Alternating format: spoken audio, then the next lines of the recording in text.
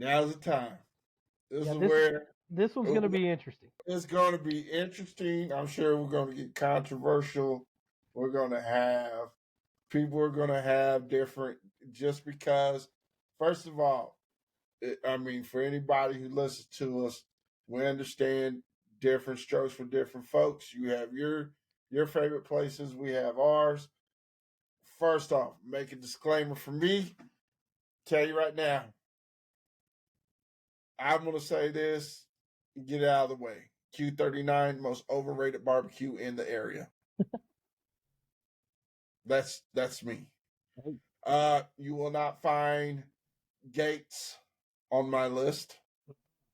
You will not find Arthur Bryant's on my list. Nope, hell no. And you will not find Joe's KC on my list. No.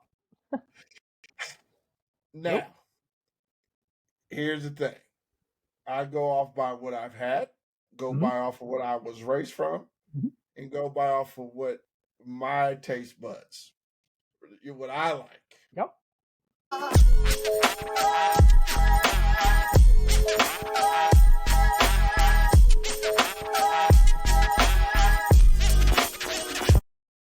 Welcome to the Banter, brought to you by Berserk Athletics for your team custom uniform needs.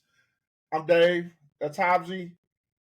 Today, first off, happy Memorial Day to everyone out there. Hope everybody's celebrating, being safe, enjoying some good barbecue. Family, friends are celebrating your loved ones who have served for this country and all that stuff. But other than that, man, you ready for this episode? Oh yeah. I'm ready to talk about some food. Oh, man, fat kid style. That's what fat we do. Kid style. This is what we do. But before we get into that, we got to talk just a little sport. Oh, just a little bit. Okay. College World Series bracket was released today. Yes, sir. Did you see the bracket? I actually was looking at it just a little bit before I got on here. Who is it that you think could come out of a region that may surprise you? Ooh. Who's your overall favorite? Let me get this all up in front of me. I like to have the good look at it. I was actually trying to score tickets earlier and I was laughing.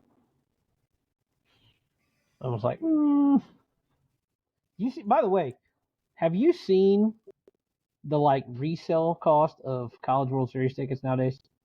Yeah. It's ridiculous. I'm over here sitting here and I'm like, I remember on release day, you'd wait for release day and you could get them dirt cheap, or you could, or even walk up and get them $15. Yeah, and now it's like $166 for the outfield. I'm like, what? Yeah, a little ridiculous.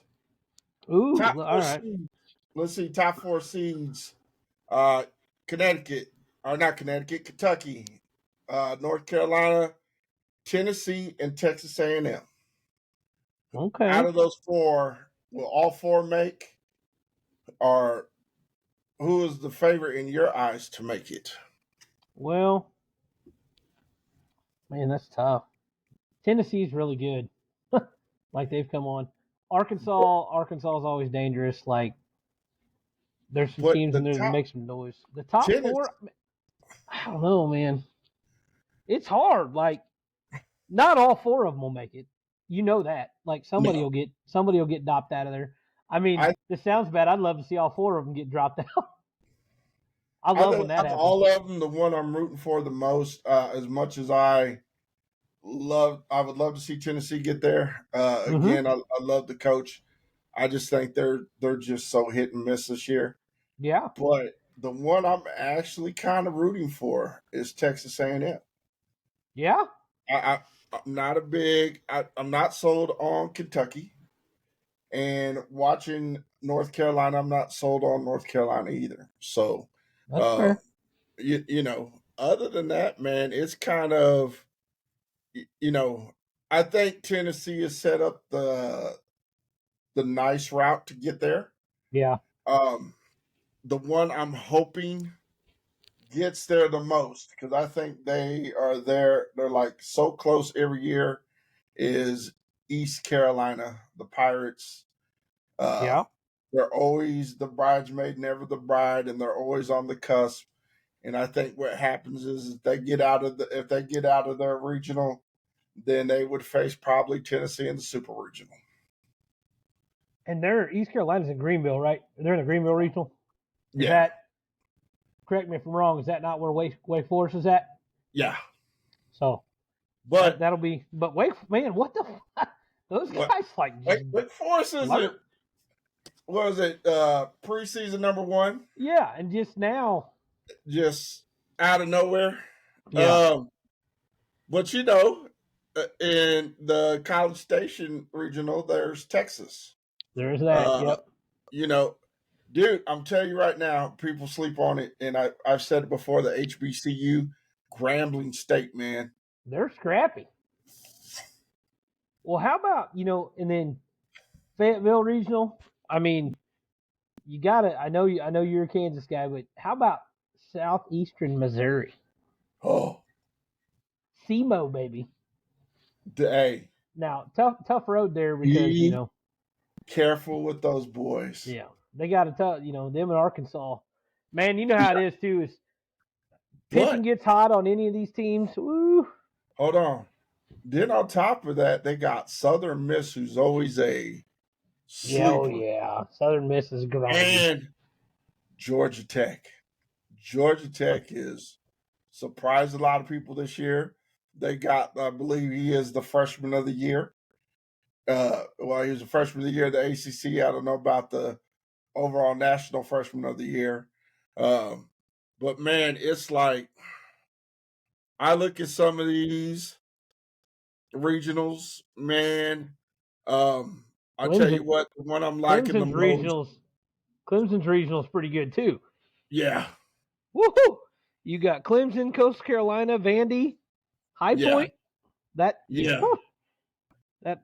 Even when those teams are, you with Coastal Carolina and Vandy, I mean, even a bad Coastal Carolina and a bad Vandy are scary good usually.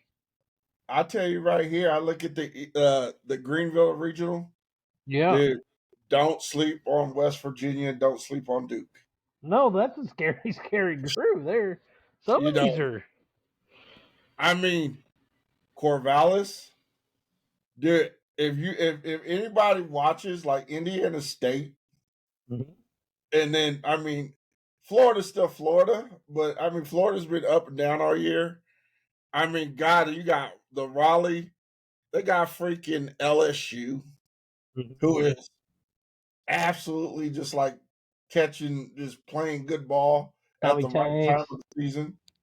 I mean, and then Tucson, man, like Dallas Baptist, they're always scrappy. They have sick jerseys. Yeah. Dallas Baptist jerseys are sick. You got Alabama, and you got that Grand Canyon group, dude. Like they're one of those that's like one of those 15s over 2 type. Right. Team oh yeah. There.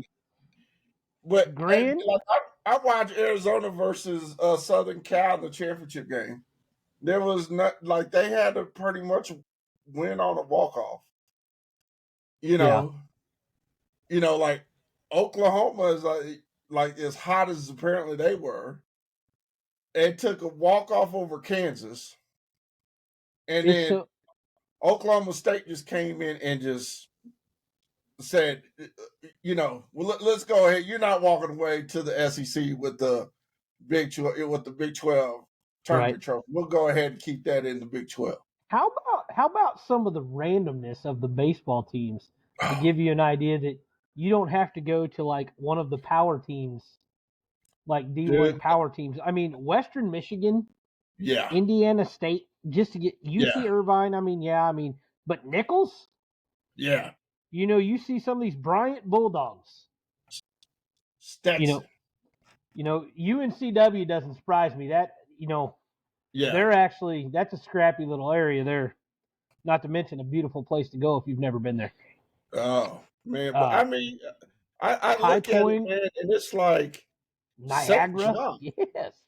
like Well, St. yeah. John's out of New York.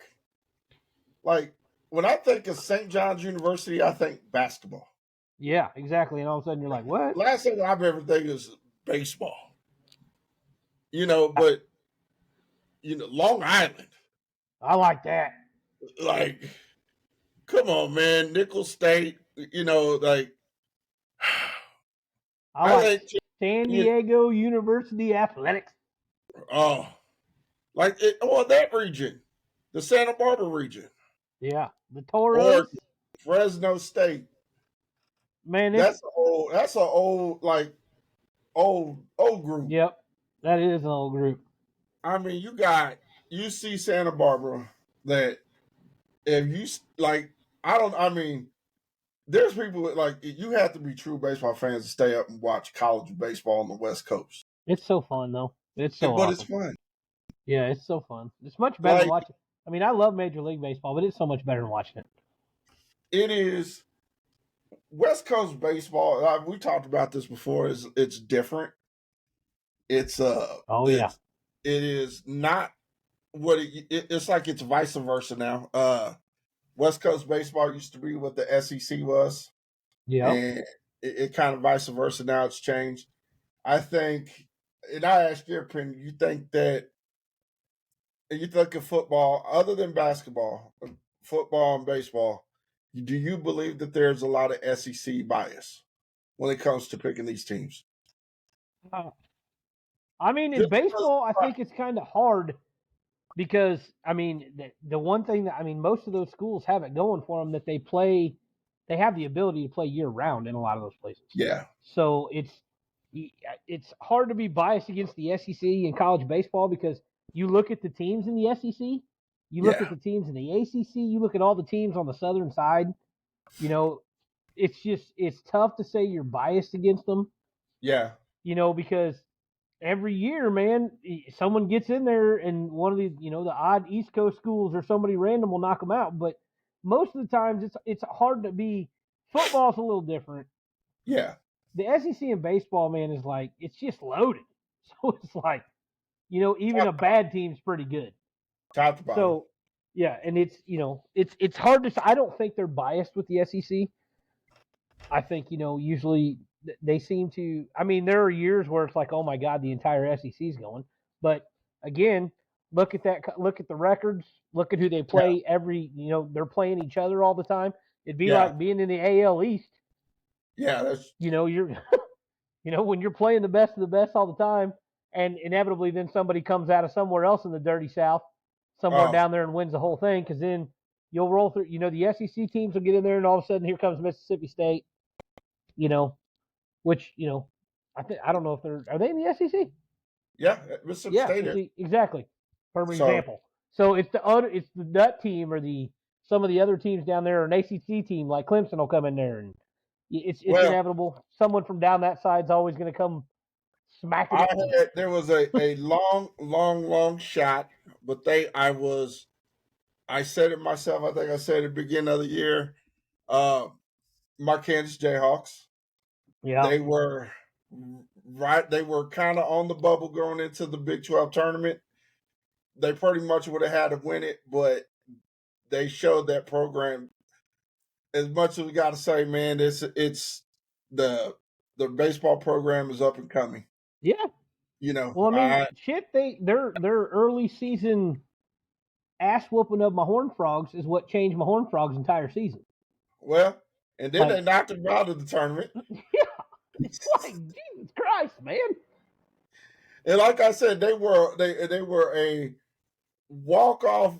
It took a walk off win against them, or they'd be playing in the Big 12 championship game Yeah, man. Saturday. And uh, their pitching, man, their bullpen is absolute studs. Yeah, Uh, you know, they took advantage of the transfer portal, as and you they should, as you should. they brought in a lot of JUCO guys. And I think that's the way he built the program the right way, and it's all arms. He got some bats. Now they lose a lot of guys, Yeah, but if you can recruit from the JUCO routes and you can get from the transfer portal, man, it's especially in Missouri. Like you think of like Lawrence is close enough that they can dip into all the Kansas side of it, and they can dip into the Missouri side if they want to.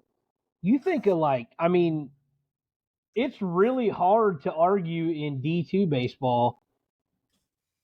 Well, and in actually, matter of fact, JUCO right now, more of a mecca of pretty good talent from the D2 down standpoint to get recruited to a D1 school. I mean, you got CMSU, Southern Missouri. Who is it? UCM is about to play for D2 national. They've made it in. And they didn't even win their goddamn conference championship. So these boys, we got UCM about to play for a national championship. Yeah, and you think about they got beat by a team that a kid from Lawson's going to. Hey, and power pitching. At the beginning of the year, I think they lost like 3 of the first 5 games. Yeah, I think Johnson County in JUCO. I think Johnson County Community College is pretty good.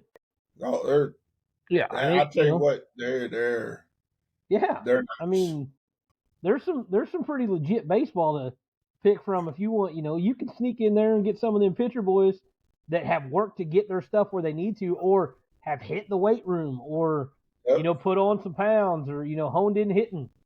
Man, it's a good place to be at. And KU baseball, why not? I wish my Mizzou boys could compete in the SEC. But just a year ago, they were up there competing, and I think with them it had to do with they bringing in a new coach. Yeah, they're in training. Yeah, I think once he gets kind of get his foot in and he starts getting the kids he wants and the kind of players he wants, I think they'll be up. I mean, you look at Ole Miss won national championship last year. Yep. Didn't even make tournament this year. Yep. It's crazy, isn't it? Mississippi State was down at the bottom and worked their way up, and now they're back in it. Man, this is the part of the year that I saw the brackets when they came out, and I was like, oh, they're going to be some fun regionals. Hell yeah, they're going to be some fun regionals. I miss Rice being in there. Man, I miss the Owls being in there. Well, been a long time. It's been a while. They were. I think East Carolina had to knock them out. Yeah, or they would have been playing for the championship game. Yep. So, but on the opposite end of that, we got the Women's College World Series. Yeah.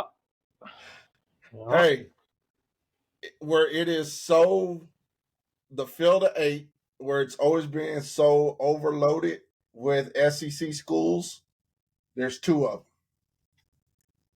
them. Florida and Bama.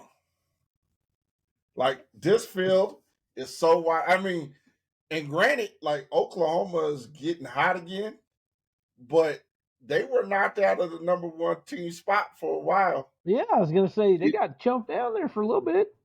And I tell you what, Oklahoma's about to leave, go to the SEC. You mean to tell me that Oklahoma City wouldn't be absolute nuts? And I haven't followed where the brackets of where they fall. If you had an OU, OSU for the national championship best of 3 series. I was getting ready to say, if you had an Oklahoma battle, it'd be insane there. It's already insane there. Because, I mean, the intensity of them games is nuts. Like, they get so excited. And their games are, man, there's never a game that doesn't get exciting. Like, no. Might not start off like it's like a slow burn, and then it just gets crazy. Yeah. I think, because granted, I watched some of it, and I've more watched the baseball side than the fast pitch side. I know a lot of people love the fast pitch side of it. The passion is there a lot more, and I think what draws the attention to a lot of people is the pace of the game. Yeah, it's a fast paced game. Heck yeah. Well, and And if you get a girl that's pitching well, like one of them studs, there's a whole lot of 1, 2, 3, go sit downs. Yeah. When they get moving. Yeah. And then the girl from Stanford, who is a local girl from Topeka, is like killing it. You know, they thought she was going to go into the transfer portal and they thought she was going to Oklahoma, but she decided to stay. So that starts, and I'm anxious to see kind of what we got, man. Like that, any one of those teams can win. You know, yeah, Texas. You it's know, of funny course. it's funny the teams that are there too. Like everybody has been there, and you've seen them there, and then Duke. Yeah. So shout out to Duke getting there because I mean, no shocker to see Florida, never a shocker to see Texas. Yeah, Bama. Never. I mean, no shocker to see UCLA. Oh no, UCLA and Oklahoma and Florida are like Oklahoma. Like now, Oklahoma State has become such a name state with it now. Yeah, they're always there. Mizzou's always either in it or right next, like gets knocked out right beforehand. You know, but man, I tell you what, man, it is That's crazy. That'll be fun. If you love the diamond sports, and I want to say diamond sports like baseball and softball, right? And you love the college game, right now is absolutely a fun time. It is, man. I mean, you have the girls playing for a national championship and the boys just gearing up to get ready to go. Yeah. So, sure. But man, what we're here for. Hold on. Did you see, speaking baseball, did you see who's out for the year? I was sad last night. Man, that team can't catch a break this year.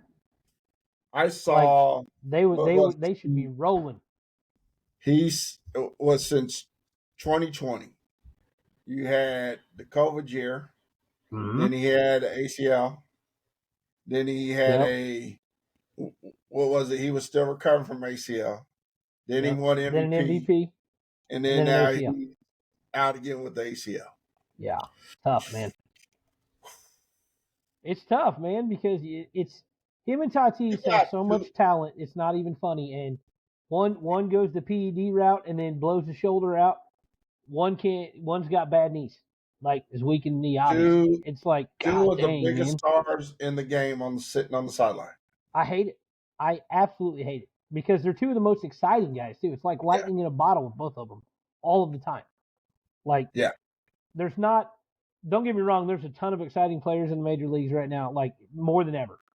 And there's so many things it's great to watch. But like those two, in the blink of an eye, do stuff or can do stuff that is just, And thank God for Ellie De La Cruz joining that, like as a rookie. Hopefully that stays. I want to say Corbin Carroll could be one of those guys, but right now that guy's like. There's sophomore slumps and there's Corbin Carroll. He's struggling. Yeah,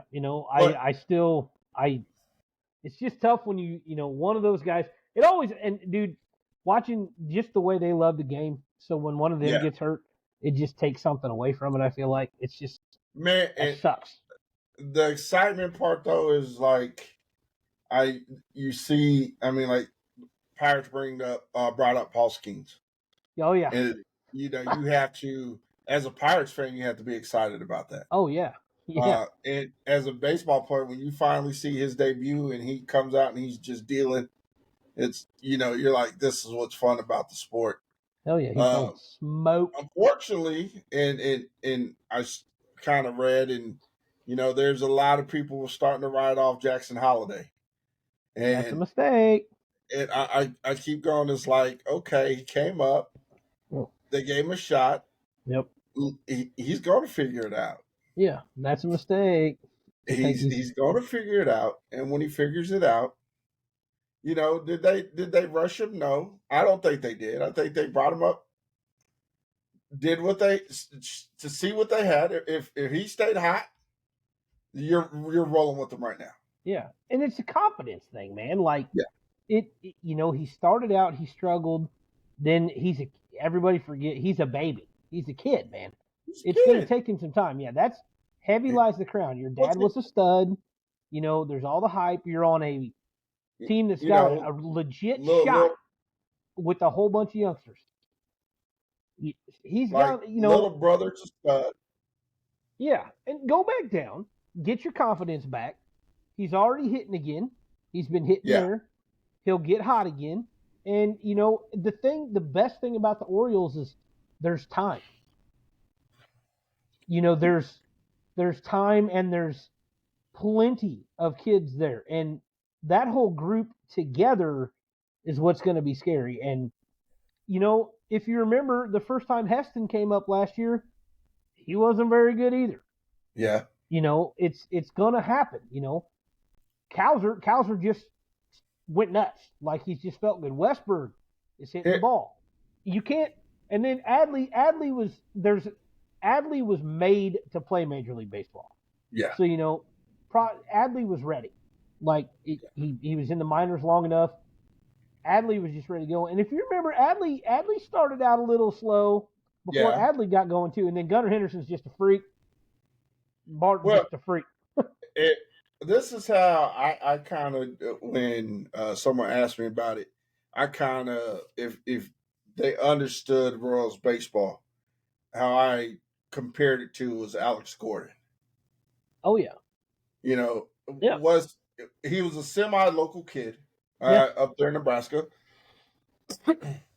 Got drafted by the Royals, went to the minor leagues, absolutely killed it. Yeah. Got up to AAA Omaha, brought him up, struggled. Couldn't hit with a fucking lick. Yeah, put him back down. Couldn't hit with a fucking lick. Started to find it again. Brought him up, struggled. Put him back down. Then finally brought him up. And he couldn't fucking field worth a lick. Yeah. But that is the sport of baseball. Like, I think we said last time, it's like development is so key. Yeah. That, I think people forget, like, with football, you take a draft pick. He doesn't develop right away. You get him through his contract, out the door goes. Yeah. Baseball, they will continue to try to build your confidence, try to get you up there, and try to. It's just like New Age, man. It's like with everything else. Like everybody wants to hate on him or something and jump like, oh, he's not going to be anything, because they want instant gratification. Because there are guys that come up now and kill the ball. Yeah. You had it. Perfect example, Corbin Carroll last year. But what comes with that? Look at the second year. Look at just fucking awful. Yeah. There's sophomore slumps. That's why it's a thing called a sophomore slump. There's going to be guys that hit the ground running and stay running, and there's going to be guys that struggle to get going, and it takes them some time. And exactly, that's the best thing is they've got time. He's super young. He'll figure it out. To write him off to me is a mistake. Like, it's the same thing. Like, what worries me more, like a perfect example, what worries me more is Vladdy. Yeah. So, like, Vladdy's bat speed all of a sudden isn't what it was. Yeah. Like, he's not catching up with fastballs that he used to be an hour and a half ahead on. Yeah. He's just everything Vladdy just doesn't look right. And, when you've been in it and have been an all-star and have hit 40 tanks and everything's going right, and then it goes as south as it is right now, like, that's the time. That's kind of where you're like, what's up with that? Then you need to dig into it, because he was established.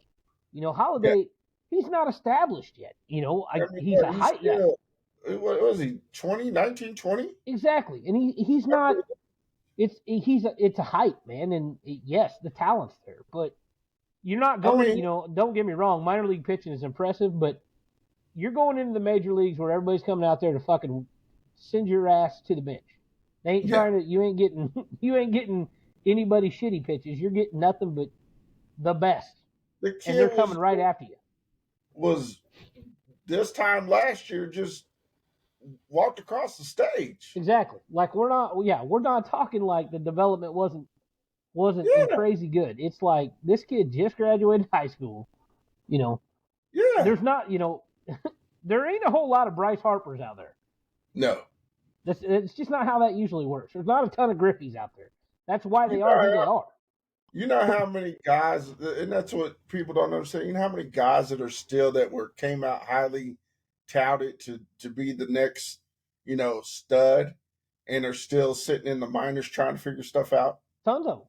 There's tons of them. Why do you think we have single A, double A, triple A?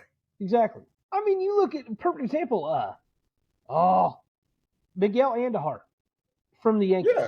So pretty not as hyped by any means as like some of the big boys, but perfect example. Miguel Andujar comes up to the Yankees first year, 20 tanks, somewhere around there, 18, 20 tanks, RBIs, looking like for sure going to be something.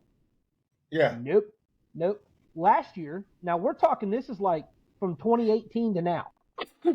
Last year, I'm at an Omaha Storm Chasers game, and they're playing the Pirates affiliate, AAA Pirates affiliate, and who's hitting for AAA Pirates other than Miguel Andujar? Uh-huh. Still grinding and made a major league roster this year. I want to say he might be an A, or was an A or someone like that, but still grinding. And perfect example, look at Gleyber Torres, man. Like that dude when he was like first came up the Yankees, that guy was supposed to be the next coming of Christ. Yeah. That's all I heard about. And like he settled into being, look at Javier Baez. Yeah.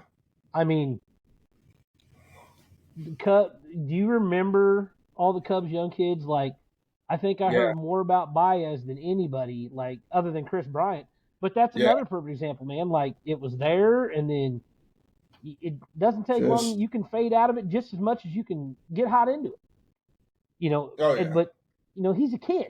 Let Holiday. Yeah. I think a couple years from now we'll look back at this, and this is what's great. Even if you and me are the only ones that look back and watch it, I bet you we're like, yeah, we knew. Yeah. Like I said, it's like give the kid some time. He's not. He's 19, 20 years old. He's hitting, guys that are 5, 6 years, 7 years older than he is. Some of them have been in through the minor leagues for a good couple of years now. Some of them are on the cusp of injury way of getting brought up to the major leagues. Yeah. I mean, like everybody, I think the article I read about though is because he was no longer the number one ranked prospect. Rankings in the reality mean absolutely nothing. You look at that every year, that number one ranking thing and how it changes through the years. And I always find it funny because then when there's call-ups and guys that can be impactful, half of them, you see one that is not even the top 100 every year. Yeah. Like they'll pick somebody out of nowhere that fits the needs they have, and then that kid will end up being great. Like it's great that they rank them, and they're ranking them off potential. They're not ranking them off, you know what I mean? Yeah. Every one of those kids. Look, okay, perfect example. What's it, Jackson Churio? That's it. Milwaukee. Mm-hmm. Okay. I mean, great. He came up. He's still up. Is he doing anything like awe-inspiring? No, not at all. Red Sox center fielder.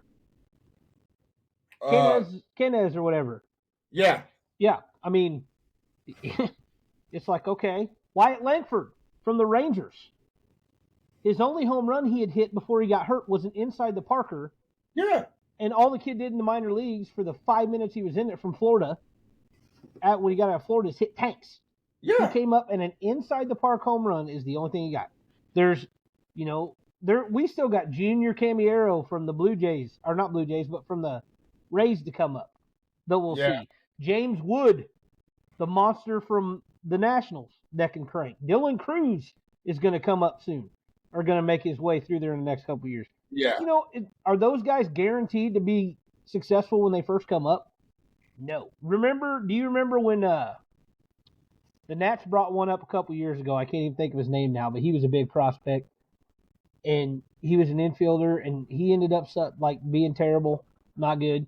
The Cubs, Nico Horner has settled into being a pretty decent ball player. Yeah. But I remember he was there for a while. He was the next coming of Christ. There's always going to be, there's always, but I think it's when the hype train is so big that they're so much heavier and quick to like say that they're a bust or they're not ready because the hype train is so big.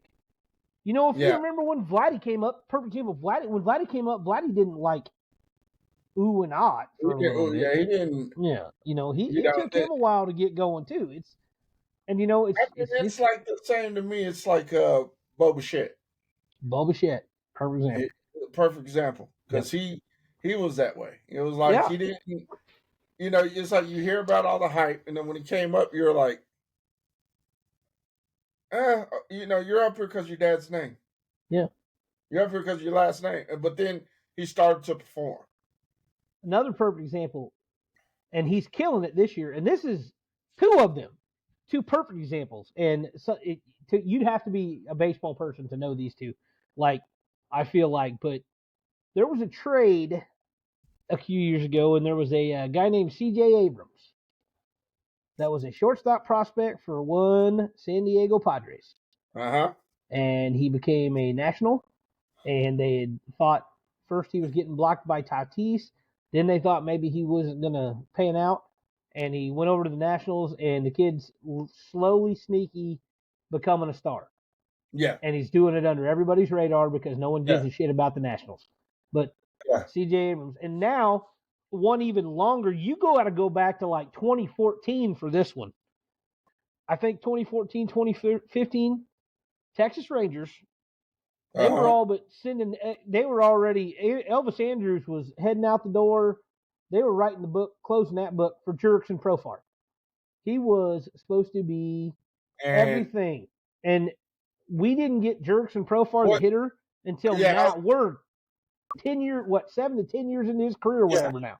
And now he hits. So, I think it takes people a while to figure this stuff out. Yeah. If like I said, not everybody's a Junior Griffey Jr. Not everybody's Bryce Harper. You might there's a reason those guys are the guys they are. Julio Rodriguez, like, he came on strong. He's been great. He's fun in the home run derbies. The talent's all there. Struggling a little bit. It's it's always going to happen. That's what I think people don't understand in baseball. It's like slumps. When you slump, you slump. I mean, because you got to realize too is if you're a star and you slump, that you're expected to be in that lineup every day. You hit through it. And when you're playing 4 games, back to back to back to back, it's not like football where you struggle a game, but you got 7 days or 6 days to your next game to kind of figure it out. Every night of the week, the grind. If you're struggling, and you've been there, I've been there. It's like when you're off, and it's like you think you feel good, and dude, all it takes is a bad swing. You think you're hitting the ball good. How many times you hit the ball solid, like right at somebody? Yeah, right at somebody. Right at somebody. Yep. And it's an out. Yeah. So, and you think about it, man. I said, man, don't write this kid off. No. Don't. And look at how major leaguers are, man. Like hot and colds and streaking. You think of Paul Goldschmidt. This dude just won a National League MVP award. And now, like, still one of the most streaky hitters I've ever seen. Like, one year there's Paul Goldschmidt that bats like 360, 340 and hits tanks. The next year there's Paul Goldschmidt that bats 220 and looks like he's never hit a baseball in his life. It's like, it's the grind of it, man. Like, no one could hit the ball in like, to me in this day era, like, say Tony Gwynn. Right. Like, the guy hardly ever made outs. Closest thing we'll ever see again is Mr. Luis Reyes, because he's a freak. But Tony still had his off days. Yeah. Well, and think about it, dude. Like, you and me, like the grip on reality of the common person playing, like, that sees baseball on television, like, the amount of disrespect I think there is for actually being able to hit major league pitching. Like, I can think of the most talented guys I've ever met and known that have played baseball just on the highest level I've known. And I don't even think I could bet on maybe a couple of them ever even making contact. Like, we might get some foul balls and some dribblers, but you mean I can't? And we know some talented men we've known over the years that have played minor league baseball and stuff that one way or another, or one reason or another, they didn't make it to the show. And if they couldn't get that far, and we see them and know how talented they are, what's that tell you about the next level after that? That's why they say it's the 1% of the 1%. Yeah, it's like, I mean, it's like, to me, when you had one of the most athletically gifted guys in the world, two of them, who athletically gifted guys in the world, and one of them definitely came out and definitely said one of the hardest things to do is hit a baseball, and that was Deion Sanders. Yeah. He said it was the hardest thing. It was way harder than football. Could Deion Sanders crack 300 for all his athletic ability? No. Not even close. Let's talk about Bo Jackson. Yeah. Bo Jackson wasn't cracking 300. Shit, no. He might. No. He's going to hit it 900 feet, and he was going to bat 230. And they were probably two of the most athletically gifted, multi-sport athletes there is that played at the highest level. Exactly. It's just... So, if you have two guys that are that type of caliber and struggle, then you have to understand it. You do. Exactly. But and not not every, and that goes without saying, like, not every AAA baseball player is when they get to that is going to make it to the majors. You're going to have guys that get to there, and that's as far as it gets. They just can't get over that hump, and that's the idea of the level that we're talking about. And like, you see it, and this goes all the way to, how it is. This goes all the way down to youth, or to youth. Yeah. Single A, double A, triple A, whatever they want to call it. Quadruple major, whatever they all are. That does not always, and isn't always going to, marry over to high school. Yeah. Depends on where you go to high school. You go to a Liberty North or somewhere big like that, you might have played AAA major. You might have played whatever's, if there's something above that, you might have played something below that. Doesn't always roll over. Always roll over. You hope it does. You hope it does. You really do. But again, the reality of it is, if you are looking at it, it goes all the way up to the majors. It doesn't always go the way you want it to. There's a lot more people who didn't make it than there is who did make it. Exactly. That's why I said it's that 1%. And then when you say it's the 1% of the 1%, I mean, well, that's just how it goes, man. In any sport, football, basketball, baseball. I mean, golf. Sure. I mean, you look at all of it. I mean, that's why they're the pros, man. The guys who play at a high level are special talents. Yes, they are. And when people try to say, "Oh, man, if you've never been there, don't talk about it." No, what we're all good at from here is being couch coaches and having opinions. But there's a reason that we are couch coaches, and there's a reason they're playing professional sports that we're watching on television. Exactly. Well, man, what we're here for. Oh, yeah. Okay. I kind of picked out 3 kind of types of foods. Oh, I've got several. Well, see, we could have went so many different ways with this. Mm-hmm. But I figured, because I was thinking burgers. Yep. Pizza. Oh, yeah. And, of course, barbecue. I have those 3. The only thing I have on there, other than that, where I say I have several, is I have wings. Okay. I didn't go, and tenderloins is the other one. Because you know what? You said that was my 4th, was tenderloins. Yep, because tenderloins got to be on there. When I left off, the one I didn't have listed was wings. So there you go. Let's go ahead and start off. Let's go pizza. Pizza first, huh? In Kansas City, we're not New York. Okay. Let's get this out. Let's get this out open. This is from what we know, what I've had, what you've had. This is our opinions. Mm-hmm. Don't crucify us. Don't talk down to us. We're not. Dave, what's his name? Portnay. Yeah. We're not. One bite. Everybody knows the rules. We're not gonna sit here and tell you how the fucking spices of the marinara, fresh fucking tomato grind bullshit, trips the palate to a tasty dew on a fucking Sunday morning. Yeah. So you go, you and the family, you're really craving pizza. Okay. Let's just say, well, I know both of us gonna be this way. We're not. If you're Domino's, get the fuck out of here. Pizza Hut. Oh no, I'm not. Yeah, I have two places on my. I have a top 5 for every one of these. I have 2 places that are considered that I would actually consider heavy chain restaurants. Okay. And that's it on my pizza. I wonder if we're the same one as kind of the chain. Okay. So we'll see. Go ahead with if you're gonna. This is what we're gonna have tonight.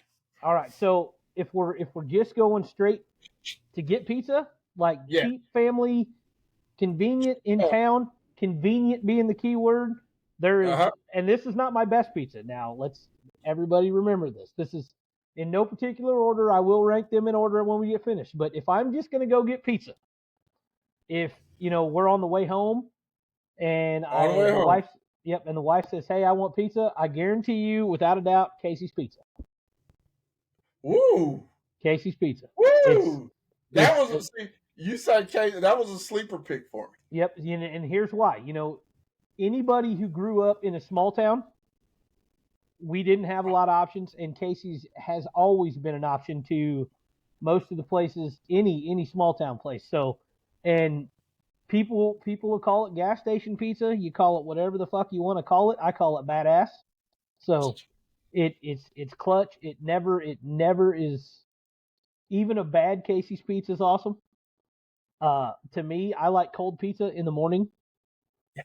Like if I don't eat all my pizza, I love cold pizza in the morning. It's like a breakfast, and Casey's Pizza is just always been that is the go-to in the household as far as convenient, always consistent, the go-to. Now that is by not far and away my number one pizza. Just so I will follow you up by saying that I was not from a small town. When someone first told me about a Casey's Pizza, I just happened to move out to Raymore, which I had a Casey's right around the corner from me. And that became this is quick, this is simple, and it's good. So that was kind of my sleeper. And then I just recently, as far as this winter, introduced the boy to Casey's Pizza. Now, he loves him some Casey's Pizza. Mm-hmm. But that was kind of my sleeper. And when we're talking about pizzas, that a lot of people sleep on it. Hey, I'm sorry. I know, like around here, we have Quick Trip Pizza. You're good, but you're not Casey's. No, there's not a gas station pizza anywhere. Hunt Brothers, I would say that convenience store pizza. We'll just leave it at that because that's what it is. But it is excellent. Enough sauce, just the right amount of sauce, right amount of cheese, right amount of the toppings they put on, and it's simple. It's pepperoni. It is hamburger, sausage. And if you want to get weird, man, taco pizza, there's a staple. They don't mess around. But now, I will go to, because you said Casey's, I will throw this out here. Our same kind of concept. We'll go to, and I say it's along that chain line, is Minsky's. On my list. Minsky's Yep. is I love Minsky's. I Mm-hmm. love just crust about Minsky's. Now, some people may not like it. They call themselves gourmet pizza. You know, they do. Hey, they've done some great. What's the the barbecue pizza they've done? That they've done a couple different ones. The best one's the burn-in one. Yeah. Yeah, the Oklahoma Joe's or KC Joe's and Minsky's mashup, the original burn-in pizza that they did was Uh-huh. just insanely stupid good. Now, if you're saying, "Hey, let's go to eat somewhere and have a bite of pizza," like, where are you going? All right, so I'm gonna just give you all my whole list. Okay. So for me, we'll start Casey's. Casey's was at the bottom of my list, so it's awesome. I can go right up from there. Uh-huh. And it's funny, the next one up from that was Minsky's. Yep. Again, Minsky's isn't for everyone. No. One of the things, it's right there locally. It would be a chain, but they're Yeah. not everywhere outside of Not KC and everywhere. Kansas, so they're Well, kind of ours. they got Kansas, Missouri side. That's really about Yep. it. And the one thing that if you're feeding a big family and you can fuck up some pizza, Minsky's can get really expensive really fast. But Yes. as far as quality toppings, what you're getting there, everything you can get at Minsky's, not just pizza. Like the Uh-huh. amount of options and stuff at Minsky's just is top notch. So my third one is a little joint that's came into town. It's funny you mentioned not from New York, but if you haven't had a chance yet to try Buffalo State Pizza, Hmm. Buffalo State Pizza is real good stuff. Okay. There's one on the Missouri side, one on the Kansas side. Buffalo State Pizza, for instance, we ordered a large pizza the first time we went, and Uh-huh. when I say large, it is holy shit big. And the toppings are quality. It's the dough's good. Everything stays on the pizza. You don't have the fall down flop. Yeah. It's hot. It's good. It's been consistent. I've had it a couple times now, and it has slowly and really quickly came into my at the Yeah. same time little. I didn't realize it because it slowly kept coming into my mind, and then before I knew it, it snuck Uh-huh. up into my top five. My last two, and then I have an honorable mention one because it's not local, but if you're ever up there, you got to give it a shot.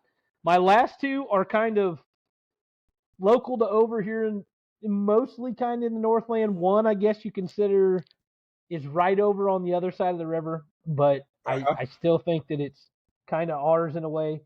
If you've ever been to Columbus Park, there is a bar called Caddyshack. Their Okay. pizza is the place ain't big, but their pizza Okay. is straight up old school bar style pizza. Their Yeah. sauce has got a little bite to it. You can taste the red pepper in it. It is consistently good. It is very crispy. They take Yeah. their time. They do it right. Just kind of being there is kind of interesting because it is literally like a little Italian type bar. Honestly, it's Uh-huh. right when I say Columbus Park, like you go under the bridge from City Market and it's right there. Right So like there. it's right smack dab. You'll run into it on the corner. They also have Provel pizza there, Uh-huh. which is a St. Louis staple, and I love me some Provel pizza. Uh, a lot of people are not into it. I absolutely love it. So I fall onto the this shit's amazing category with that. So Yep. my number one pizza place, if I'm gonna go get pizza just to treat myself good and be like, oh, just guilty pleasure would be Leo's Pizza in Gladstone. They Woo. do Provel pizza. It is wonderful. You don't need a whole lot of toppings, man. You can do ground beef or sausage. I don't Yeah. suggest doing it with pepperoni because Provel and pepperoni is not the mix. Always sausage or ground beef, and man, I'm telling you what, it's affordable, it's different, it never doesn't hit the spot.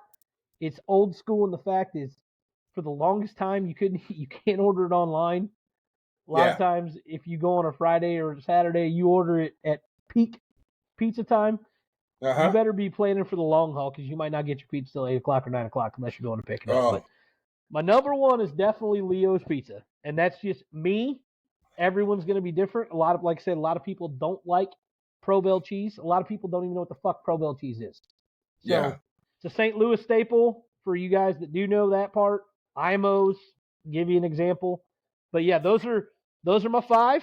And my honorable mention is if anybody is ever in Maryville, Missouri, they have a place that has been there forever called Polly Ice. So my wife went to Polly Ice. Anybody that went to college at Northwest Missouri State, Mr. Tone, shout out Tone, Missouri Athletics, baddest artist there is, by the way. Tone, Polly Ice. He knows all about it. So I don't know how old Tone is, but Tone remembers Polly Ice just fine from his college days. So that gives you an idea. I ran into the old wrestling coach from the high school there. He was up there for Northwest football. I ran into him there, which was funny. You know, we see him in Lawson, and boom, there he is at Northwest Missouri State eating Polly Ice Pizza. So if you're ever in Maryville, Polly Ice Pizza is it is fire. So good. But those are my pizzas. What about you? Man, I kind of did this because they all kind of, pizza. And it's like how I rank them. But it's more of a kind of they're out of the way. So they're always going to be kind of a specialty place to go. Oh, yeah. To me. I think a lot of people forget about this place. Grinders. Good pizza. Grinders Pizza. And if anybody's got a hair on their ass, they'll try a chili bomb pizza from Grinders. Yeah. Yeah. Now, another place, Waldo's Pizza. Okay. Yep. Familiar with Waldo's? Yep. Hey, see, when I look at it, it's like I consider myself a pizza snob. Mm-hmm. You know, I can't do the Pizza Hut. I can't do the Domino's. I can't do the Little Caesars, even though the Crazy Bread is absolutely fine. Crazy Bread, great. Pizza, ass. Yeah. Man, there's a gem, and a lot of people know about it. A gem of a place in Independence on the Square called Square Pizza. Yep.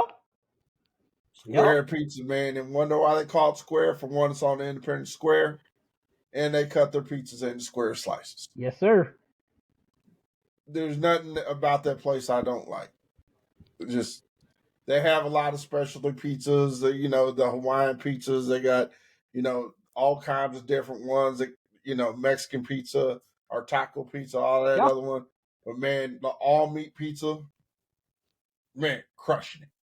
There you go. Every single time. Can't beat that. Let's see. In my next one, there is. I don't know if I've had it once, and I liked it. It was Old Chinese Pizza on the Kansas side. Yep, it's good. Good pizza. Yeah, it is good. It is good. And if you're like to sit down and have a pitcher of beer, like I used to, Old Chinese was a place to go. Yep, good place for that. It is a good place for that. Place. Now, a place not many know about and not many people really talk about is Artego Pizza. Artego Pizza, yep. Artego Pizza. Yep. Sits there old with the buttery crust. Yes. Like that, yes, sir. Yeah. Mr. Joe owns Artego Pizza. If you're in, as you say, if you're in the city and around the area, you know about it. Yep. If you're in the suburbs and you don't travel to the city too much, nope. Don't even worry about it. One of the last I got is another sleeper. It's here. It's located in Independence. Family owned forever. It's Tim's Pizza. Oh yeah, that was on my list. It was super close. I'm like, oh, how am I going to leave Tim's off here? Tim's. That's too good. You realize Tim's Pizza, you got to bring cash. Yep. And brace yourself for the biggest mountain of meat I ever saw on a pizza. They do not skimp when it comes to the toppings at all. Oh no. It is absolutely great. Yes, sir. But when you talk about bar style pizza, if anybody, I don't believe it's still there. It's been years. When I'm talking about when you used to hang out in Westport, the back of oh God, man, I can't think of the bar on the corner. And at The the end Irish of the bar, night, everybody, O'Malley's, yeah, or not O'Malley's, but whatever. I know what you're talking about. yeah, Yep. yeah, Yep. the slices of pizza at the back of the bar, man. Yep. Well, you had a couple drinks in you. Yep. It was fire. Absolutely, that was the best way to go. Help sober you up a little bit to get you home. Yep. You were like, oh yeah. Now I that remember was that. pizza. Oh, Yep. That's a it was pretty like good what, list, man. Like, $2 a slice. yeah, Like and that's a you want, pretty heavy hitter list. yeah, You know, when you you think know, about it, like if anybody ever goes to Ortega, one of the things there is, like Dave said, if you don't go out that way, you'll never know. But if you do, one of the other things that's cool about Ortega is they've got some sick art on the walls, and it's just yes, got kind of the vibe there is vibe pretty cool. is Like it's a very cool cool. little joint. You Yep. know, they take their drinking serious there, they take their art serious there, and they take their pizza serious there. Hey, And they and have a Prince painting and a Jimi Hendrix painting and they're that sick. I wanted so bad to put on my wall. Yeah, they're badass. Well, man, what's the next route you want to go? Well, do we want to tackle one of the big ones? We did pizza first, so I feel like, ooh, man, we talk about any of these now, I'm gonna get hungry.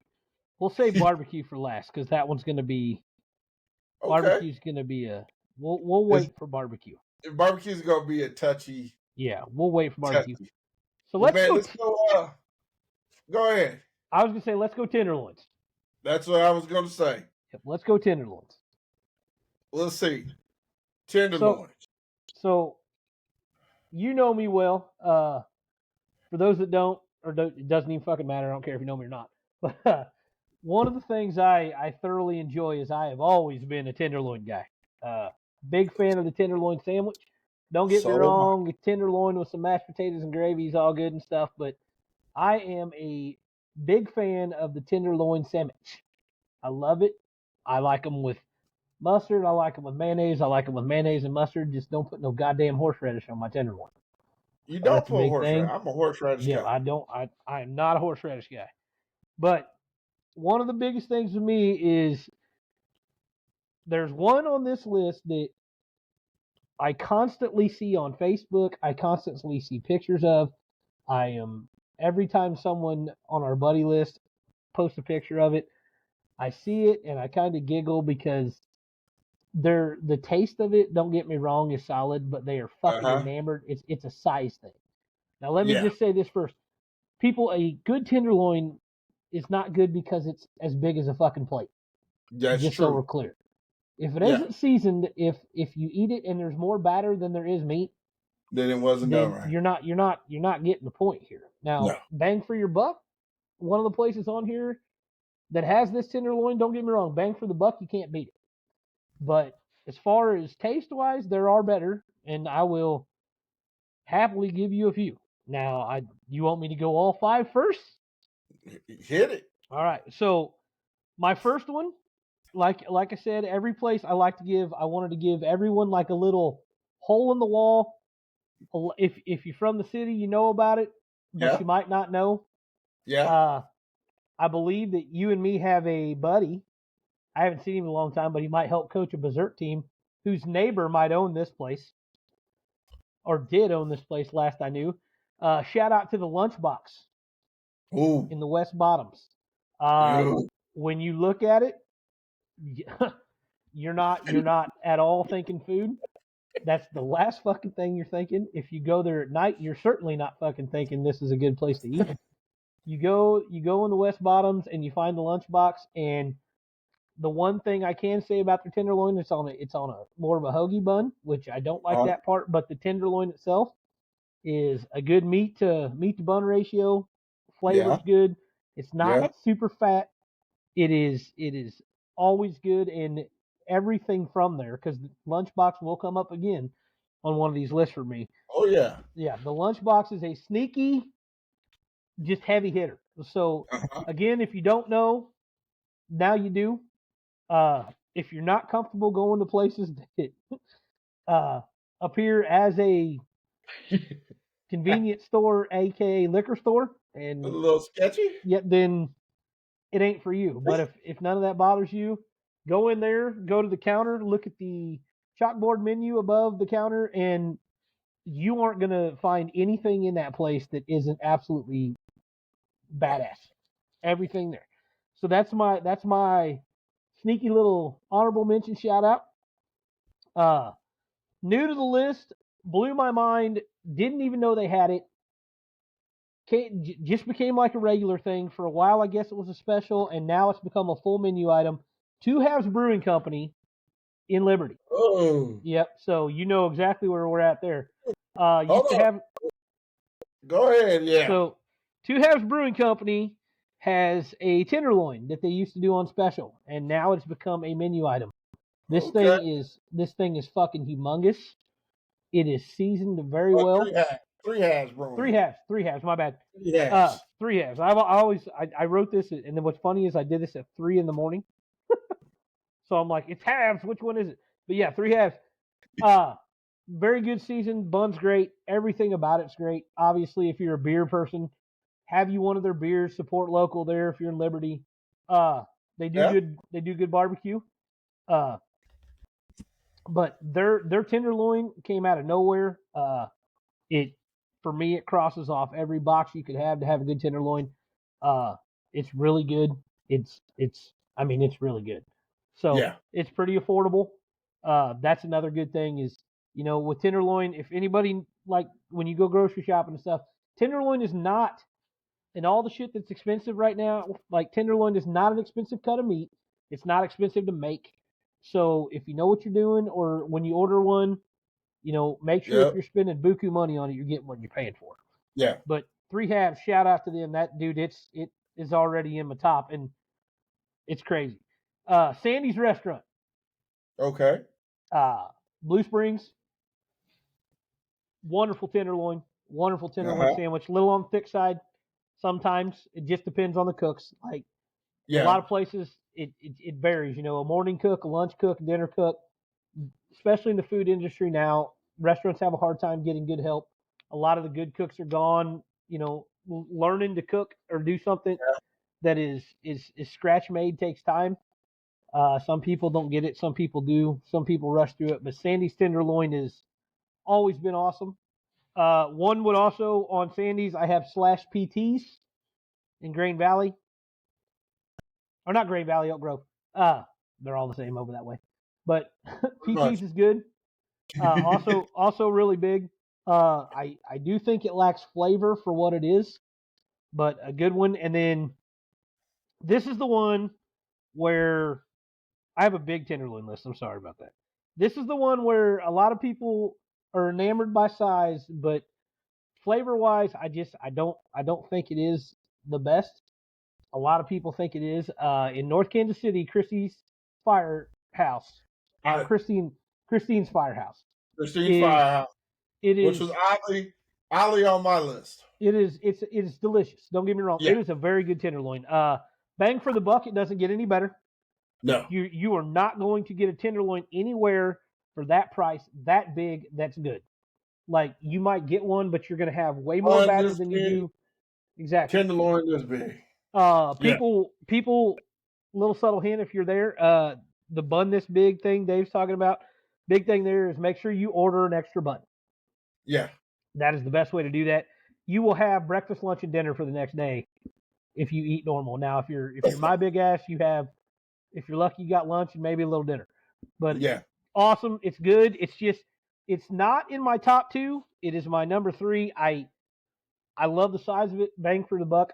If I'm gonna go, and me and Ashley, if Ashley decides she wants to eat a tenderloin, but this is good for my middle daughter Katie because she likes tenderloins too. If I'm with my mom, if I take my mom out to eat, it's a perfect thing there because we can split one. Great meal. Yeah. It in the Northland, a couple of these other places, just people don't get to them as much. So in the Northland, Christine's Firehouse is probably your heaviest hitter. You're going to hear it the most, probably. It's probably everyone's, and them will last two. If you've ever been to Turner, Kansas, there's a place called Christie's Tasty Queen, and heard of it. It is absolutely the best old school cracker crust, frosted flakes, whatever it is, battered tenderloin ever. Like it takes me back to when I was young, eating them in bars when they used to be like this big. The old hand painted down ones. It's consistently good. You go in there. It's just a little drive in. It's they got flat top burgers. They got everything you need. So number 2 is Christie's Tasty Queen. It's awesome. It's affordable. It's big, but it's not too big. And then number 1, this one can be controversial because a lot of people have never had a tempura battered tenderloin.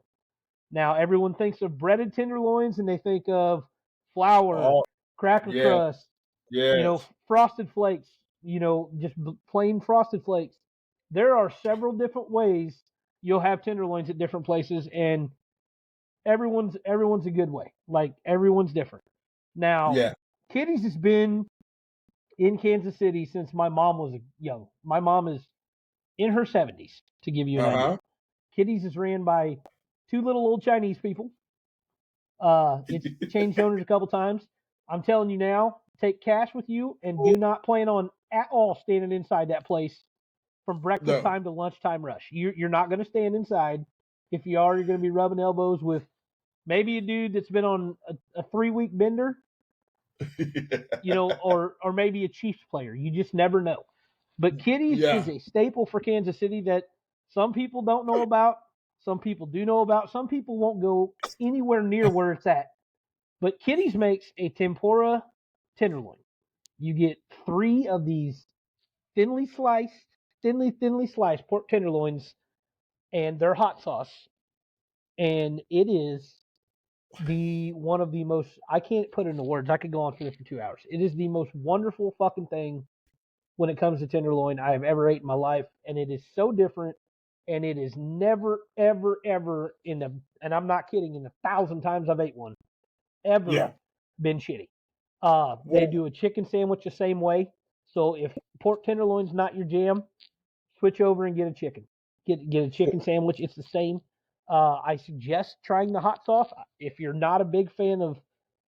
It's kind of what's that hot sauce? Japanese hot sauce. Sriracha. It's much like sriracha. Yeah. It's amazing. Their French fries, you can have them double cook them and make them extra crispy. Their French fries are crinkle cut French fries that are just insanely good. They also have burgers, and those are good, and their breakfast sandwiches are good. But as far as my number 1, never will be topped. No contender in at all. By far and away, Grand Champ Kitty's tenderloins. Like, not even close. Well, as we go through this, with tenderloins, I'm pickier on my tenderloins than I am my pizza. Mm-hmm. So I get it. You had touched 2 of them. I will say that. Now, I will go. I have basically 4. It would be my top, and then 2 are honorable mentions for the simple fact is they were no longer around. And if you knew about these places, you would understand what I'm saying. First, I had 4. I had Christine's Firehouse. Excellent tenderloin. Yeah. It just, I mean, yeah. Let's just go that route. Now, my number 3, I think is kind of if you know about it or you've been there, you tried it. If you like what I love about the place is the ambiance. North of the river. I think you may know where I'm going with this. Chapels. Yes, sir. Yep, they have a pretty good one. Chapel's tenderloin. Yep. I enjoy it. I've been there, and every time I go, think that's what I end up ordering after looking at at the menu and trying to decide, and that's always been my thing. So solid I love tenderloin it because and it's not too big. mm-hmm. It's not too small. It's just to me just right. And you get Now, solid tenderloin plus everything on the walls in there. yeah, If you're a sports everything fan and you haven't been to Chapels, then you're you need to missing go, out. Yep. and it's good food. Yeah. So now where your number one is my number two. Like you said, if you've never been there, you don't understand it. Kitty's Cafe. Hmm. You say the tempura battered type style tenderloin. You know, now there's a place of my number one that kind of does the same thing. I know exactly where you're going. Was raised off this place, grew up at this place. It is, Mm-hmm. it has moved a little bit, and this may be controversial to some. And if you Remember, know, Tenderloin Grill. remember when they had a pig snout sandwich? Hey, that's if you've never had a pig snoot sandwich and seen anybody eat a pig snoot sandwich, The mustard that comes was out the it. nose holes. Yeah. Their hot sauce on their tenderloins, a little different than Kitty's, Mm-hmm. but still pack that same punch. It'll Yep. clear out your nostrils. Now located Yeah. in the city market. Oh yeah. Now it's moved. Mm-hmm. It's down in the city market. So my other two are no longer around. First one was Paul's Driving in KCK. Oh yeah, I was at going active places that were still around, but Paul's Yeah, was. I'm like, ooh. yeah. If you knew about it or you know about it over there at KCK, Paul's Driving was the place to go for a good tenderloin. Good stuff. And one of my other favorite sit down restaurants is no longer around. I think he closed after I graduated high school or shut down shortly or before I graduated was Main Street Inn in Grandview. Okay. Okay. And it was one of those, it was lightly breaded. So you had the meat was more so than the batter. Mm-hmm. And it fit on a good size, they had a good size bun. And then they had the cream. They'd ask you if you wanted the creamy horseradish, tomatoes, onion, mustard, whatever you want to put on it. Man, that place was. And then they give you the long fries to go with it. Oh, that Yep. I had them sandwiches for many years. Man, and there's a that's the other thing with food. It's like crazy. Is it don't matter if you're skinny ass or big boys like us, man. Like there are certain foods that you had growing up that like when you get something that's similar or you Yeah. get the same thing or you remember it, like you can still remember it. Like it has it's hard to explain when you get the good stuff. Now you had it. I didn't even think about it, but I could probably kind of go off. I mean, only because I'm not big on it, but I eat them. Wings. So I'll Mm-hmm. let you go ahead and hit the wings, and I'll chime in because I have like two or three places, and I'm sure they're probably around Kansas City. Everybody kind of knows about. Yep. So you go ahead and hit me with your wing places. Well, my first one, everyone's gonna like anybody's gonna be like, oh, really? Like I'm gonna go. This is gonna get kind of be out of order because I didn't write these down, but they were that I just everyone eats wings, so I had to go there. So my first thing is this: I'm gonna come out with the jaw dropping statement and just get everybody on like understanding right now. The peanut does not have the best fucking wings. Oh, woo, you go. I'm gonna say it. I'm gonna fucking say it. Now, don't get me wrong. The Peanuts wings are good, and the Peanuts wings are the original Uh-huh. full wing. Not cut into wings and drummies. No. Full quarter wing, and their sauce and everything about the peanut was very original. Yeah. Now you can go to Artego Pizza, Minsky's. Uh, there's a place called the Lost Bar on North Oak. All Yeah. do extremely similar wings to the peanut. They're not that much different. The Yeah. sauce is a little different, but I will hear this 1,000 times about Peanut having the best wings, and I'm sorry that to each their own, and that's great that you think so, but you're not going to catch me picking Peanut to go to for my wings. Now, if we're talking BLT sandwich, might be a little different story. But Peanut wings, don't get me wrong, they're on my list. They are on there in the top 5. They would be there, but they are not by any means the best ones to me. I'm just going to go kind of randomly. Wings Cafe in Gladstone, and also in Westport. There are 2 of them. They have a very nice family. I've had the luxury and pleasure of getting to hang out and talk to them quite a bit over the years. I don't get over there near as much now. Wings Cafe is pricey, but they've never been afraid to think outside of the box with their wings.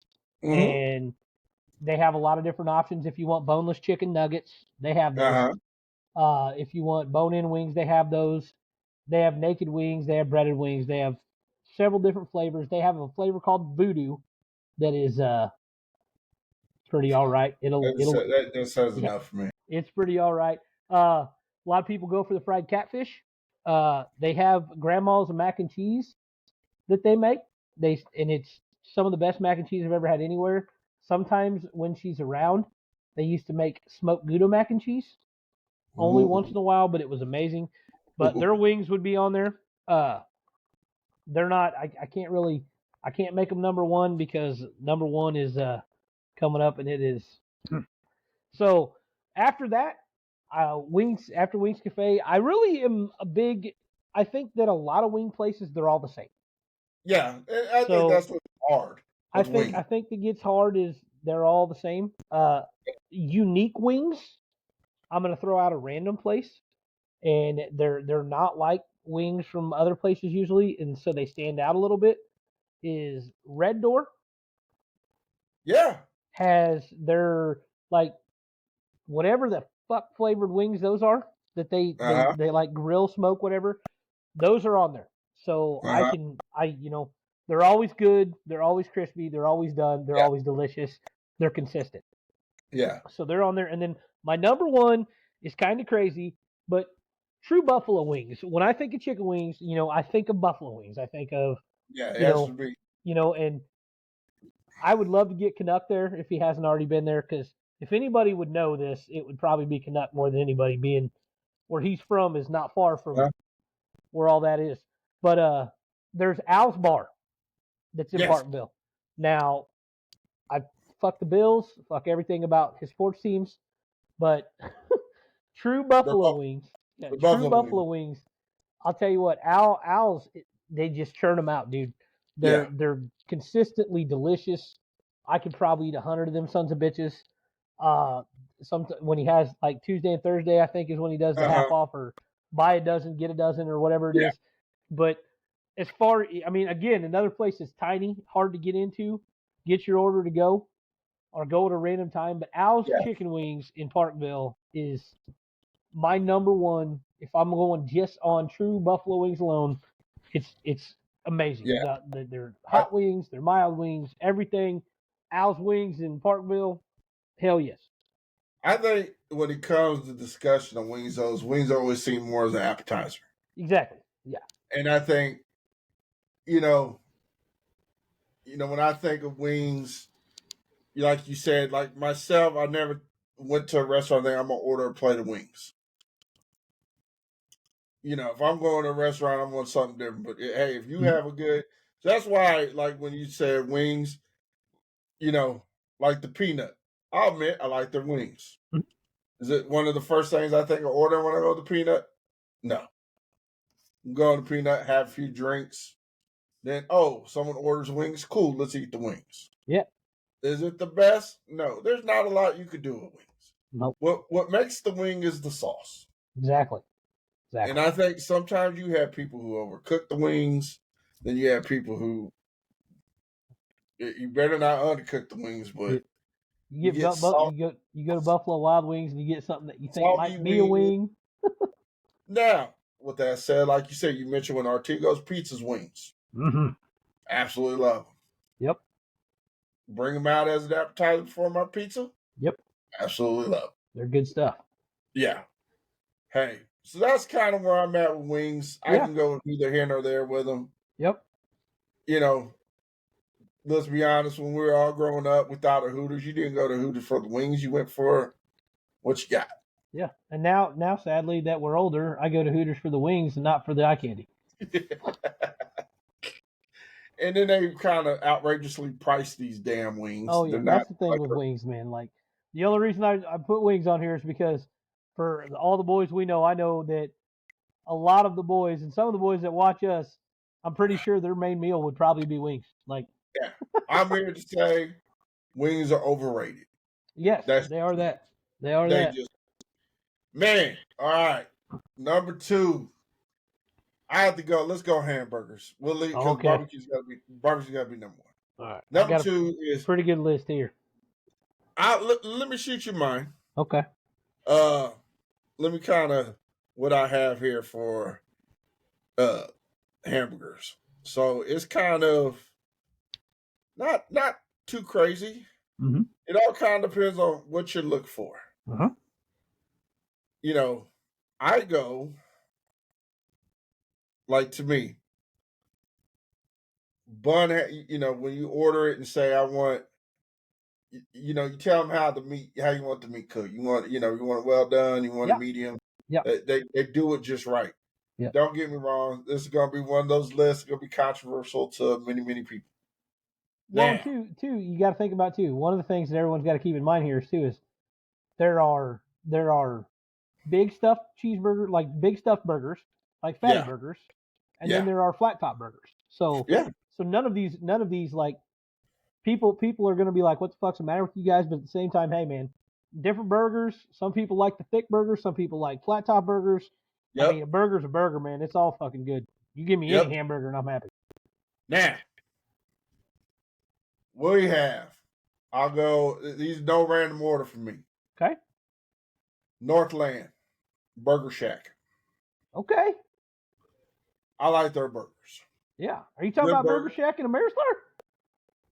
No, the one that's right down there by Northtown. What's that called? You talking about Taze? Taze Burger Hell Shack. Yes. Way to start. Yeah. Good way to start out hot right there. That's a hammer out of the gate. Taze Burger Shack. Yeah, that's a hammer out of the gate. Right there. Now, my number 2, a lot of people kind of goes either way with this. The Westport Flea Market. Yep. Good burgers. Yep.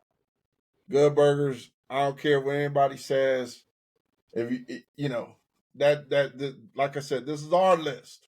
And with that, one of the most consistent burgers. Most consistent burgers for a long time. Yeah. There's a place in Waldo called Governor Stumpy's. Oh yeah. I like where you're going with this. Great burger. A lot of people don't know. You got to be kind of a local to the Waldo area to understand Governor Stumpy's. Now, it kind of go back. Yeah. Hey, their tenderloin is pretty damn good too. I haven't had that. Now I've had a burger from there, but good list so far, man. This is yeah. So then in Independence, a lot of people know about, a lot of people don't. The Courthouse Exchange. Oh yeah. They got a pretty good burger. A lot of people don't know about that place. Oddly enough, a lot of more so, you know, if you lived in the area, you've been in the area. Good burger. Man, and then, God, like you said, you go so many one. I could say, you know, being from the area, could say Paul's. You could say High Boy. Both great burgers. Yeah. Man, I'm going to go on a limb and I'm going to say this. If you want a flat top skillet burger, you want something that's it's just as good as 2 p.m. as it is at 2 a.m. This is one of my fucking top 5. Hey, the problem is if you try to get in there and it's crowded, You might as well just grab it to go. Yeah, because the other one on the other street ain't open. Town Topics. Goddamn right. Man. Hey, how they grilled the onions in with it. Boy.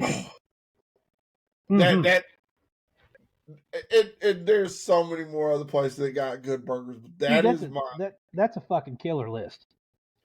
That is my list of some of the best burgers around Kansas City. That is a fucking dude. That's killer. That's a good. It's funny because when I go through this, burgers I couldn't just narrow it down to 5, so I decided to share my love when it comes to burgers. But dude, you knocked out. I mean, when we go through this is fucking funny. That's a hell of a list. See, fat men think alike. It's too funny. We do. Yeah, we do. Go ahead. That all right. Mine. So we're gonna go. This is kind of, first off, I have to give a shout out. This isn't for everybody, but when you think of hamburgers, I feel like hamburgers and chicken nuggets are the 2 most common things that anybody gets at a fast food restaurant when they're going somewhere with their kids. Anything. If you have if you're busy like you and me are with sports and everything nonstop and kids, which most people are, you have to find something that just. McDonald's is what it is. Every one of those chain restaurants is what it is. So for me, as far as burgers go, I had to throw a fast food burger in there. I have never in my life had a bad one of these, and every time I get one, I start to think maybe it should make my restaurant list, and it's crazy. Fucking Culver's, man. Culver's burgers are if you're a fucking thin, it's that butter. Man, they're so good. It's the butter. They're so good. And on this list, I'm going to have a couple other sneaky places, but I have to shout out to Culver's because, God damn it. So I have Taste. If you've never been to North Kansas City to Taste, little bitty place. They have spicy ketchup. They have regular ketchup. They do all grass-fed beef. They have a burger challenge there. They make just solid burgers. Like that's what they do. Down the road, they have Tay's cheesesteaks, which is also insane. If you love cheesesteaks, go right down there. That dude is. Both his restaurants are killing it. Tay's is on there. Again, I too have Westport Flea Market. It is controversial. Some people, perfect example, someone I can think of off the top of my head that would fight you over it, that is dead set they're the greatest thing ever, is Damian Jones, that we know. Our buddy Damian loves it. Last I knew, that was his like bread and butter go-to.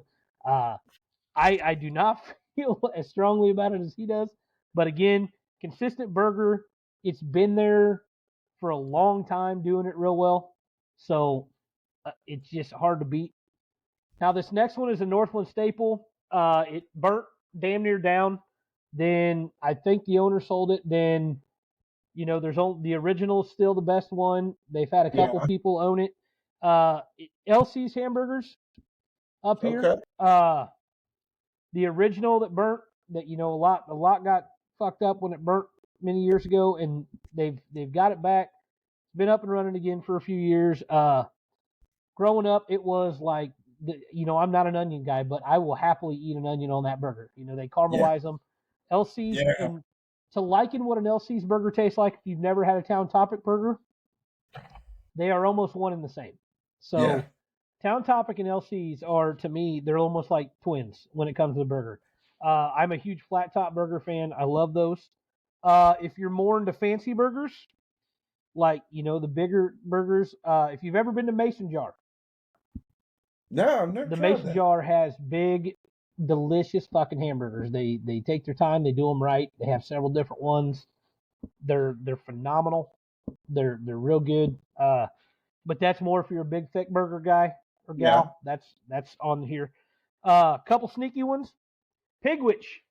Now since Pigwich has moved, I forgot about Pigwich. Now since Pigwich has moved over into City Market, they've obviously experimented with the menu. They still have the burger on there. They still do some stuff to it. The last time I had one, it was not the same as it had been. And that's okay, because, things change. But when Pigwich was down across from Grinders, down by the tracks. They had a good tenderloin, too. Yep, they had a good tenderloin. Still do. They had, their burger was as simple and amazing as it could get. That was their beef.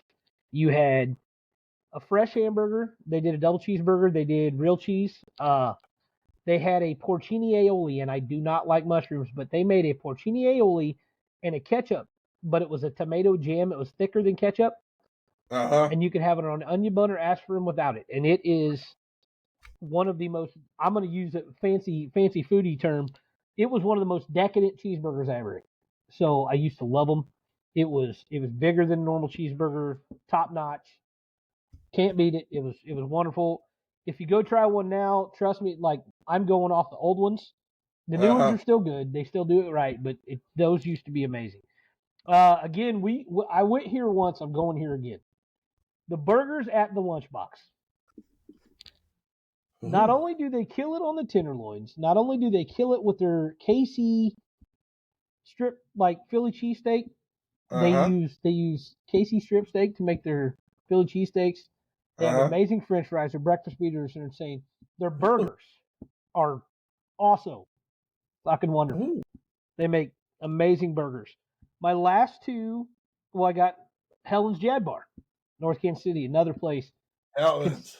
Consistent hammer on burgers, like consistent hammer on burgers. And then there's my one sneaky one, and it's funny you said Independence. I got it. Helen's. Oh Helen's, yeah. Hey, you know also what? Kind of go back. I know you said it.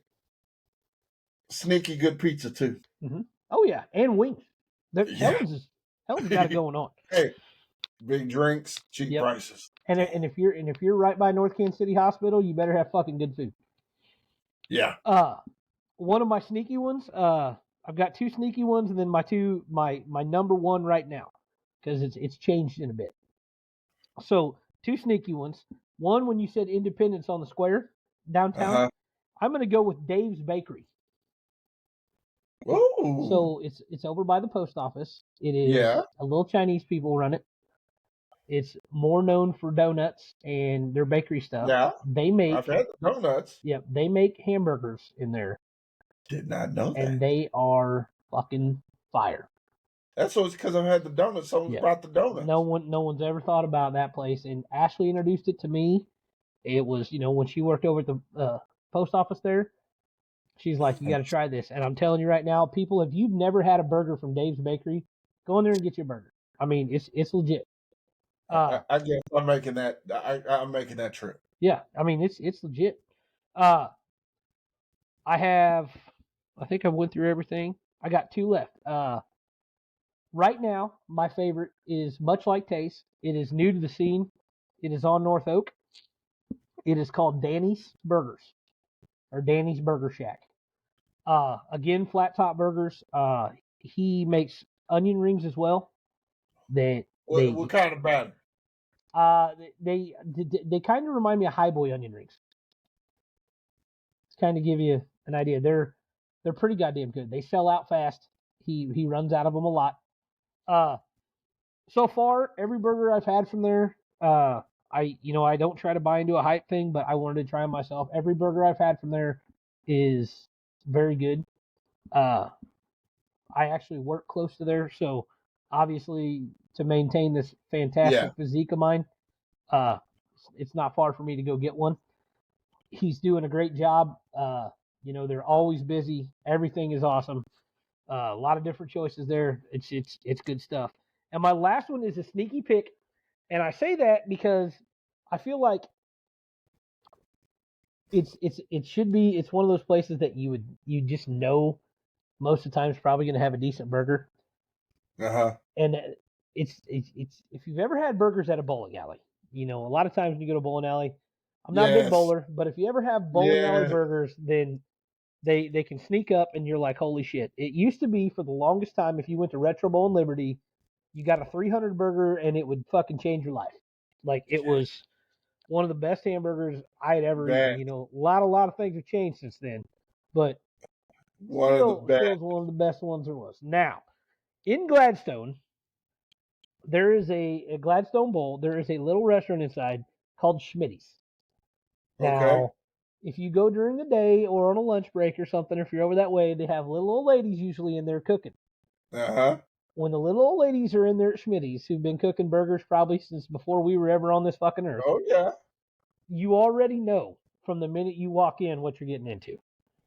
Oh Schmitty's yeah. is right up there with one of my absolute favorite burgers all time. It's in the Gladstone Bowl. You don't have to go bowling to get it. But Yeah. Schmitty's always had their burgers are just exactly what I want a hamburger to taste like. So shout out to Schmitty's there too. If you're in Gladstone, you know it is it's legit. Yeah. I love it.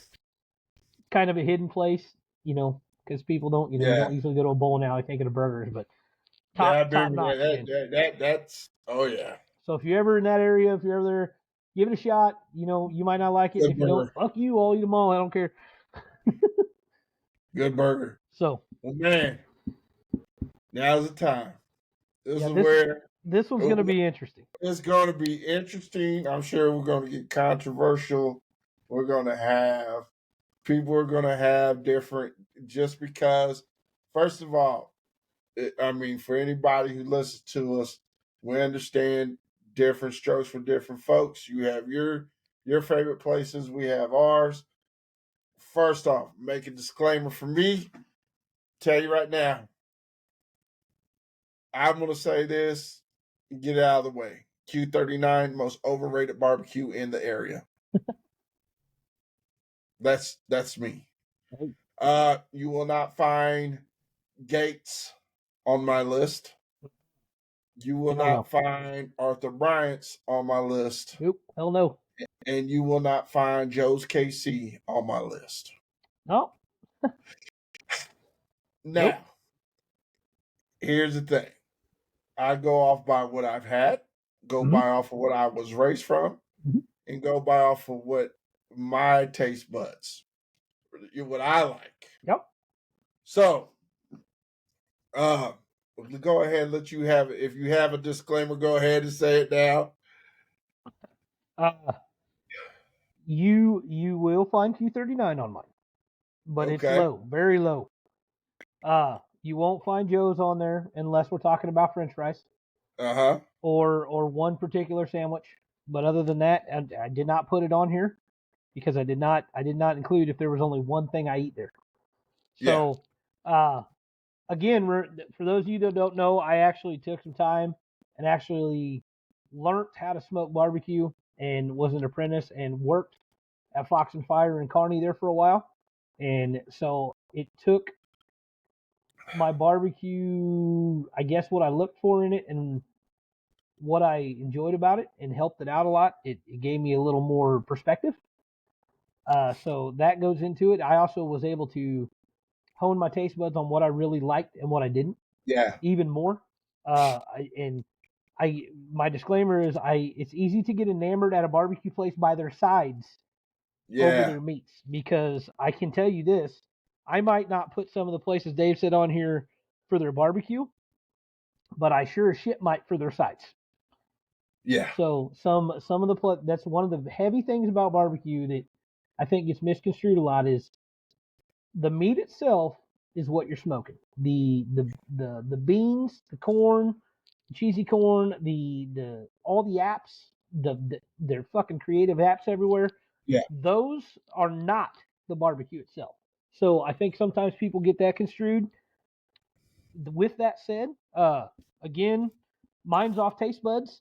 The one thing I'll say which helps mine is I am not there are certain sauces that I really just don't like at all. Yeah. Like that does buzzkill a lot of barbecue that some people find to be the greatest thing since sliced bread. And it is. Yeah. So some of these might be different. Here's how we should go about this. You give one. Okay. Or I give one, then you give one. Okay. That works. I kind of work from the bottom of my list up. Okay. And it's kind of hard because I got a little.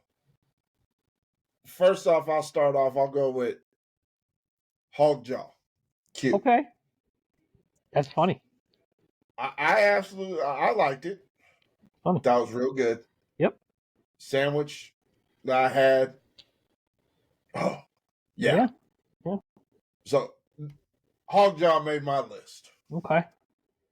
Well, here's the first funny one. So, Hogjaw made my list as well. So, little backstory on Hogjaw. If you've ever been to Brazilian steakhouse, that's the Rodizio Steakhouse that's over in Parkville. I can't think of the name, but off the top of my head right now. They own that as well. Hogjaw was originally in Riverside. They outgrew that. Now they moved a few years back to North Kansas City. It is right next to a brewery. For those of you who don't know, Hogjaw does everything consistent. They really do. Their burn ends are good. They're never dry, which is huge because a lot of people love burn ends, and I love burn ends as much as the next guy. But if you give me dry meat, especially on burn ends, I'm not fucking eating it ever again. I don't like dry burn ends. I do not like when my brisket's dried out. Hogjaw thinks outside the box. They have some pretty interesting food. Yeah, they also have they have some very good smoked chicken wings. They have very good desserts. And again, like Dave said, their sandwiches are very good. The hook 'em up special for lunch is still an affordable meal, and you get a lot of food. They do a good sausage. So I'm right there with you. So Hogjaw is also on my list. And in the Northland, we have a few options, but Hogjaw's one of the better ones. Like for traditional Kansas City barbecue, Hogjaw's doing a pretty good job.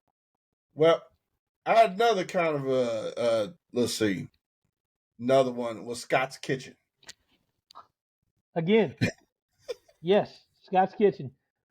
I don't know if you want to elaborate on that. Scott's Kitchen 2, over by the airport. If you've never been, it's called Scott's Hangar and Kitchen. It's not open long. Yep, not open long. Andy, who I work for, has kind of partnered with Scott to work at the baseball stadium because Scott's is at Kaufman now. Scott is very open-minded in his way of cooking barbecue. Scott does a little bit of KC barbecue. Scott does a little bit of Texas barbecue. You will find at Scott's Hangar, you'll find a lot of his Texas style stuff. I'm sure you've had, anything you try at Scott's, you have to go into it open-minded, and you have to be ready for a little bit of different flavor. You're going to get your smoke. You're going to get someone that takes his time and really cares about his barbecue. And this is something else to keep in mind, guys. So with barbecue, you might have a pit master and you're thinking, oh, I'm going to go here, and that's who you're going to see there. When you get big enough to where when you're running a full business, there's a good chance they have a pit master or a couple. And again, it's very probably his or her recipes, and they've probably taught the craft to them. But you're not always going to get Scott or any of those guys like Harp. Yeah. You're not going to get those guys there all the time. You might see them, but chances are they've taught somebody to run the pits. Scott's is, again, I'm right there with you. I like where this is going. Scott's is great. Their sausage is just crazy. It's really good. Scott, again, if you've never thought about having a breakfast burrito from a barbecue place, if you're going to try one, Scott's would be a place to go. About it. Yeah, get you a burn-in breakfast burrito from Scott's and thank me later. But yes, also Scott. Scott's great meat. He does everything well. They usually don't have a lot of bad days. They have way more good days than bad days. Another small place that a lot of people don't know about or they don't get to. Yeah. It's just in an awkward spot, but it's also at Kaufman Stadium if you see it, guys. Don't judge it by the Kaufman location, though. Andy's there probably working it and making it better, but any place in the stadium is going to be a little tougher than the actual home restaurant. So, yes, Pete, I'm right there with you on Scott's as well. That's too funny. Man, I think we're gonna have three the three for sure that we're both on. I'm kind of staying north of the river on this one too. Yep. 3 halves. Okay. Yeah. 3 halves. I was introduced to 3 halves from James, Mr. Hudson, and I've become very fond of 3 halves. Yeah. Their pork belly burnt ends. Oh my God. Yep. Absolutely amazing. Yes, sir. The last time I went there, I didn't even. Let's see. This kind of goes back to what you said because you said they're tenderloin. Mm-hmm. I'll go back. The last time I met him up there. We had lunch. I had one of their smash burgers. Mm-hmm. delicious. Absolutely delicious. Yeah. Their sides do it for me, but you could tell that like the burnt ends and how they go about it, man. They they know what they're doing. Right. And it kind of goes into, it's like, what people don't understand is when you have competition guys open up restaurants, you have to understand that you have your traditionalists like the Arthur Bryants and the Gates who had all these pitmasters throughout the year and passed down. Mm-hmm. The competition guys are going to do it kind of the way they did for the competitions. Yeah, and it's different Two for different sure. styles, but absolutely awesome barbecue. Yeah. If you depending on what your taste buds are. Yeah. I'm kind of open to it all. But I got my favorite spots, of course, and the one is my always go to. Mm-hmm. But that 3 halves made my list. Yeah, and shout out to 3 halves too, because for those of you that don't know, Jousting Pigs was in 3 halves. Yes, there was a partnership there. If you want to fucking find out what happened there, get online, read about it. But I can tell you this: Jousting Pigs took a chance on themselves there with themselves making the barbecue that Jousting Pigs made. 3 halves took a chance there and continued the barbecue and has done exceptional and didn't miss a beat. That is a very challenging thing to do.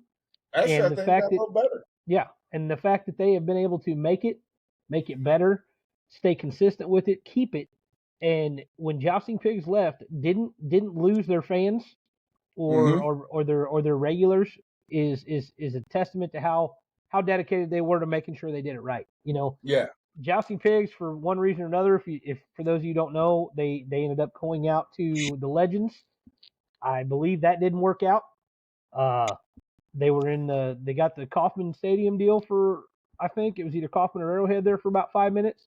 Yeah. I don't think that worked out. Hey, Arrowhead, yeah. And I don't think that ended up working out, if I heard right. So I don't know what's going on there or what happened. But for whatever reason, that didn't go well. So 3 halves is legit for real. If you haven't been there, you should go. They do have good barbecue. It did not make my list, but it definitely could have, just as easy, because they're doing it right, and the Northland's becoming a pretty good heavy hitter for the barbecue place. They are. What you got? So we're getting up into my big, I got some heavy hitters, and then I got a couple little dark horse picks that'll come in here. One of my heavy hitters is it's it couldn't be any more ghetto. The going in there itself is half of the experience when you go. I know where you're going. I am very particular with everything I eat barbecue. I could literally sit here and name a place for every kind of different meat, because I don't think any of them just do all of the meats my favorite way. Yeah. As far as burn-ins go, I actually like a little fat on them, and I like them bigger than smaller.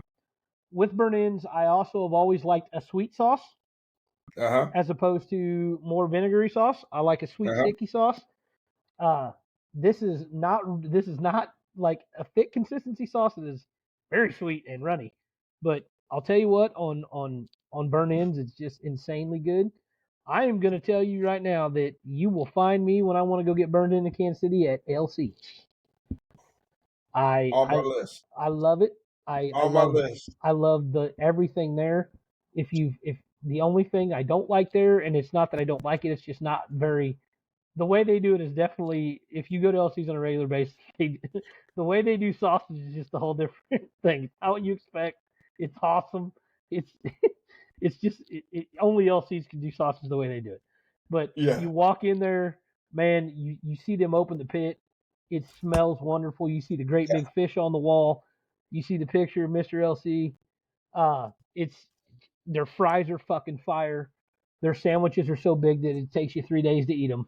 But as far as burn-ins go, every time they might be too fatty for some people. I think that's just part of a burn-in. Yeah. I absolutely fucking adore and love LC's, and it is heavily in one of my top 5 barbecue places in Kansas City.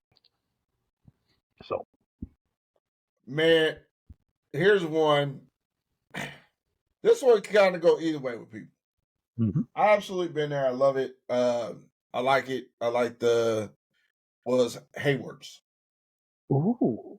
Hayward's burnt ends. They're burnt end sandwich, and their burnt ends are pretty damn good. You're talking Hayward's at they used to be in River Market? And it's over in Kansas. Yeah. Okay. It's one of those places that, hey, you want a good you're in the area. You want a good little barbecue place, a good little sandwich for lunch. Go in and grab it. To me, that was a good place to go. Yeah. You know what? I've never been to the one in Kansas. Where would I go out of my way to go to? Probably not. But if I'm in the area and the barbecue sandwiches, what I'm looking for, I'd make a U-turn, turn around, and go to Hayward's. Yeah, hell yeah. Man, I haven't been to Kansas one. I just remember the one at the city market for so long. That's crazy. I didn't even realize they had one in Kansas. Man, what you got? Whew. Okay, so you're gonna if this isn't your number one, I'd be shocked. I have a feeling this is your number one. I don't want to steal your number one, but I think we're going here. It's already going to happen. I think we're going here. We both know it. If you're a Kansas City barbecue person and you don't have Rosedale barbecue on there, I mean, to each their own, but we can't be friends. So no. I'm just gonna fucking throw it out there now. No. I don't give a shit if you think it's terrible, if you think it's wonderful. Rosedale has been here for so long, and you hear the Arthur Bryants, you hear Gates, you hear Casey Master, whatever, you hear all that. Rosedale's been around. You hear it all, but Rosedale, 1939, I believe. Exactly. Rosedale is what I grew up on. My mom used to live in the city, and when she was young, they went to Rosedale and to Wyandotte Barbecue. Yeah. I've known Rosedale since I was a little kid. I sometimes my meat's not my favorite. Other times it is absolutely fucking stellar. Again, that goes to whoever's pitmastering. But never working that day. I thoroughly will always enjoy every conversation I have at Rosedale with the people that work there. The smell of Rosedale, where Rosedale's at, everything about Rosedale barbecue I love. So I love their ribs. That's my favorite thing at Rosedale. It always has been. Yeah. I love their cheesy potato bake. It's fucking amazing. I love their French fries. I love their sandwiches. So Rosedale is absolutely in my top 5. I know you can speak on this quite a bit, so I'll let you do your thing. But for sure, Rosedale's is right there for me as well. It is one of my favorites. Rosedale's to me, man, will always be my number one go-to for the simple fact is my family ate there forever. We always ate there. We went there for Father's Day dinners, and we went there for just Saturday afternoon dinners. Dude, and you're right with Rosedale. Some days you can tell it's off. Some days you especially with the ribs. Sometimes the ribs can be a little fatty. Sometimes the ribs can be on point. Yep. Their sandwiches, the fries. Oh yeah. I go back far, depending on how you feel. Like certain people bake beans. I love their baked beans. They're so good. They're good. It all comes down to, man, I think that's what barbecue becomes. But a lot of people, Rosedale, hey man, this is our list. This is our taste. Hey, there's a reason why Rosedale's has been around. Yeah. You don't last that long if people don't love you. Hey. They come and go. That one is never went. It moved locations, from the old, if you remember the old spot. Mm-hmm. A lot of people don't. You remember the old spot, and then it moved. Now, after COVID and they shut down and they reopened up, it was a little different at first. Yeah. But now it's gotten back to where it used to be. Yep. That's gonna be mine. Yep. But man, my next one is kind of a little surprise, a little bit. Okay. BB's Lawn Side Barbecue. BB's pretty good. Babies Get is a little pretty good. jazz. Yep, Babies is pretty good. Get a little barbecue. But I think what's great is that if you look at the menu, it's more of a New Orleans style flow to the menu. Babies is creative. Yeah. Yes. Babies has got. But Babies sets himself apart because they're definitely unique. If you go and you sit down and want to enjoy some jazz music and have a few drinks and eat a little barbecue, that's the place to go. Yeah, for sure. That hey man, there's like every other barbecue place, they've had their times, but man, dude, it's just fun atmosphere, good barbecue, good music, like good times. Yeah, for sure. That's how I see it. That's a good one. That's another really good one. What you got? I've got if you've never been out to Woodyard Barbecue in KCK.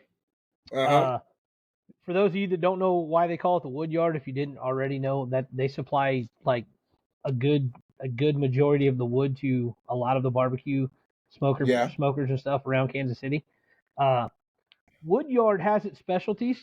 I wouldn't say its barbecue is superior to anybody else's. I wouldn't say anything like that, but it's consistently good, and they have burn-in chili. So it is a sneaky, really good thing, and everything they have there is pretty good. It's one of those, again, it's just kind of cool the way it's set up. When you get your food, where you sit, small, knowing the story behind it. I really enjoy it. I've never had a bad meal there, and I'm going a lot of this off of where I've never struck out on a meal where of any of these I've ate consistently. Like, so that's kind of where I get this. Some of it's like nostalgia, some of it's, I've you and me both, a lot of us, we've went to about all the barbecue places, and I've had some fucking bad experiences that have made me like off-put me. Arthur Bryant's in numero uno. Gates numero uno, Gates number 2 on that list of I've had more shitty than I've had good. Yep. Because of a name. And but yeah, definitely Woodyard is one. So I have that on my list as well. And then what you got? I got 2 more. I have 2 more myself. Yep, I got 2 more. One that was kind of brought to my attention a little while ago and decided to go out there and give it a try was Hobbs Barbecue. He was understand the Kansas City barbecue scene, realize he was a young up and comer, and he just kind of put his foot in the door, and it's good. It's good all around. Heck yeah. He actually just had a magazine article written about him, and they deemed that magazine itself deemed him as the best barbecue restaurant in Kansas City. He is, how you say it's like the evolution or the how barbecue changes from time to time. Yep. I think it's more of a, I like you said, I said earlier, like you won't see like Gates on my list, Arthur Bryant's on my list, even though like Arthur Bryant sandwiches are stacked high, not downplaying that, just not, my taste. Yep. I think it goes more for us like why I say Q39 is, it's because it's like more of a, when I think of barbecue, man, I want barbecue. I don't need the nostalgia. I don't need all the fancy glitz and glamour of a restaurant for barbecue. Like it's a working man's type of food. I want to get in there and grub. Like I'm hungry. What you gonna give me? I don't need little bite size samples of this. So Q39 is foodie barbecue is the one way to put it, or I like to call it fancy barbecue or foodie barbecue. So I call it yuppie barbecue. There you go. And everybody, a lot of people don't understand what we're saying there. Is like old school hole in the wall barbecue and barbecue back in the day, and like for if you've been around for a long time, I mean, and don't get me wrong, culinary barbecue is another way of putting it. Is great for what it is. It's usually very, very well done. It's usually handcrafted. It is a lot more attractive. They cross a lot more T's and dot a lot more I's, but it's also usually a smaller serving and a higher price. So those are things that a lot of old school barbecue people they're just not into that. So no knocking on Q39. Don't get me wrong. What they're doing is great. I mean, there's a reason that they've become a heavy hitter. It's just, your style, my style. It's not. I can't sit here and say it's not it's not good, because I've not had a bad thing there. Yeah, I haven't. I'm not saying it's not. No, it's just it's not my style. Yeah. So shout out to you Q39 people. Like, you're not wrong by any means. Yeah. But Harps, you know who else? You know who else is a big Harps guy? Mr. Drew DiPeralta. I know. I think that is his jam. Yeah. Oh, if you're not friends with them on social media, yep. I think that is Drew's jam. I'm starting to wonder if he gets paid for the advertisement. Well, see, and I know from the free sandwich or something. I know from the Harps thing that he's got a lot of Texas style influence. So yeah, he went down there. My number one on my list is going to be in that same genre when we get there. I truly believe that although we are in Kansas City, Texas style barbecue is slowly changing the game. Yeah. In Kansas City, we are seeing, especially in barbecue around the city now, we are seeing a heavy influence of Texas style. I think it falls along that culinary. Yep, and it is coming. Influence. It was time for it to come up here, and some of these guys that are fusion RKC barbecue and the Texas stuff, and killing it both ways. I mean, we're a restaurant away. I don't know if we've got it yet, but very soon someone's gonna find the perfect mix of both, and when that happens, all these motherfuckers are probably gonna take a back seat. Like, it's only a matter of time. Some young kid somewhere who's been cooking, I'll tell you what, man, he's gonna have dreams, or she's gonna have dreams. I hope it's a she. It'd be so much better. Oh. They're gonna have dreams. She's gonna come out there and just whatever it is, they're gonna come out there and just fuck shit up. It's gonna change the game here. What you got? So my number one is, it would have been, one of my places here. Like I said, I got to work for Fox and Fire for a while, and unfortunately he had to close the business, and it is no longer around.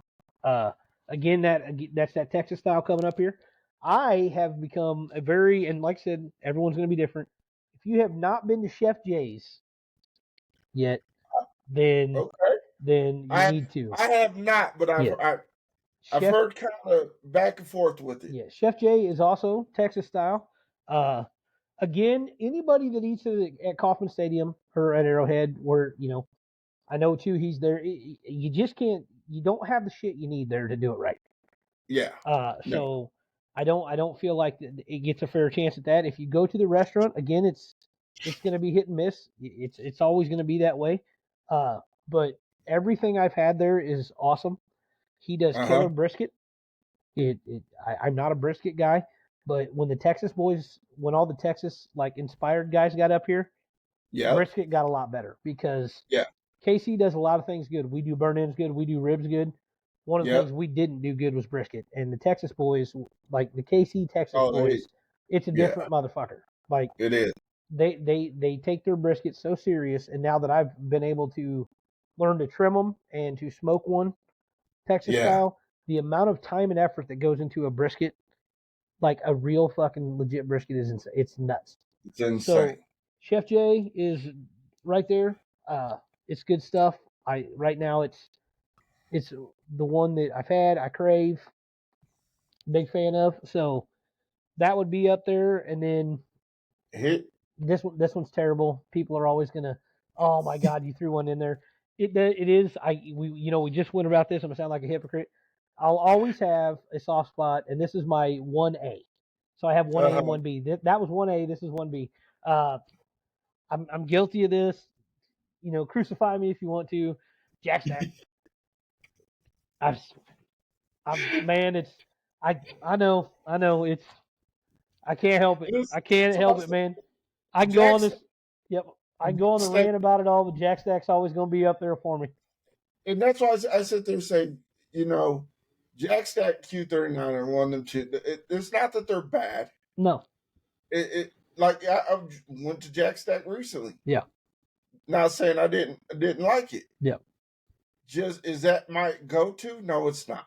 My favorite thing about Jack Stack, and this is I liked Jack Stack a lot.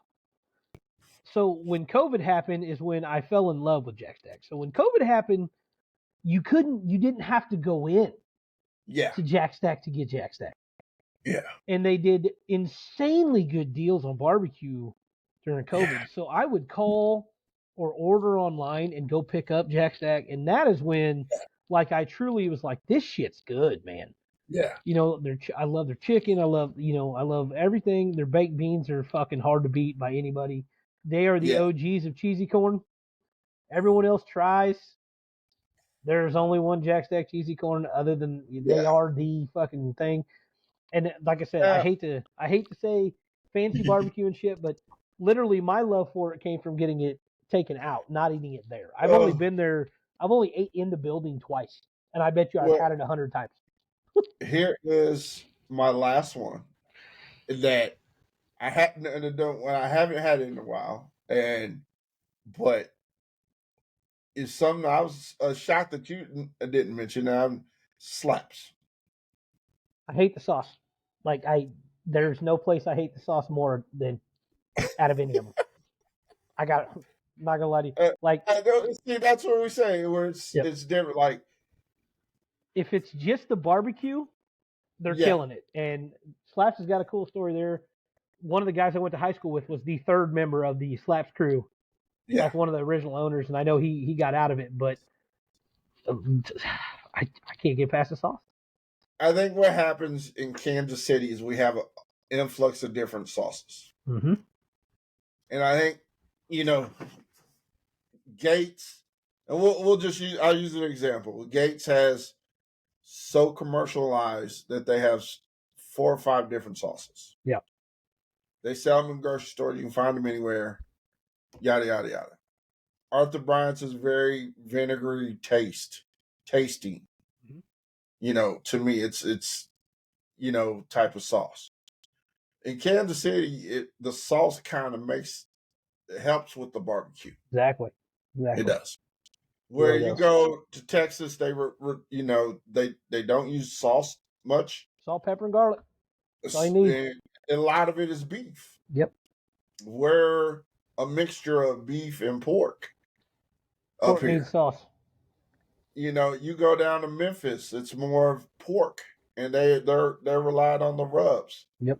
The other big places, Carolina, and they're a lot of pork and chicken. Yep. And they like that white vinegary sauce of theirs. So funky butt sauce. Yeah. Kansas City it's like if you go to Jack Stack, you're gonna get a different type of sauce. You go to Rosedale, you have a different type of sauce. Mm-hmm. Slaps is gonna be different. Anywhere you go is gonna be different. It's all your taste. It's all what you prefer. And I said, Rosedale's is my number one. Why? Because I've been eating it since I was knee high to a grasshopper.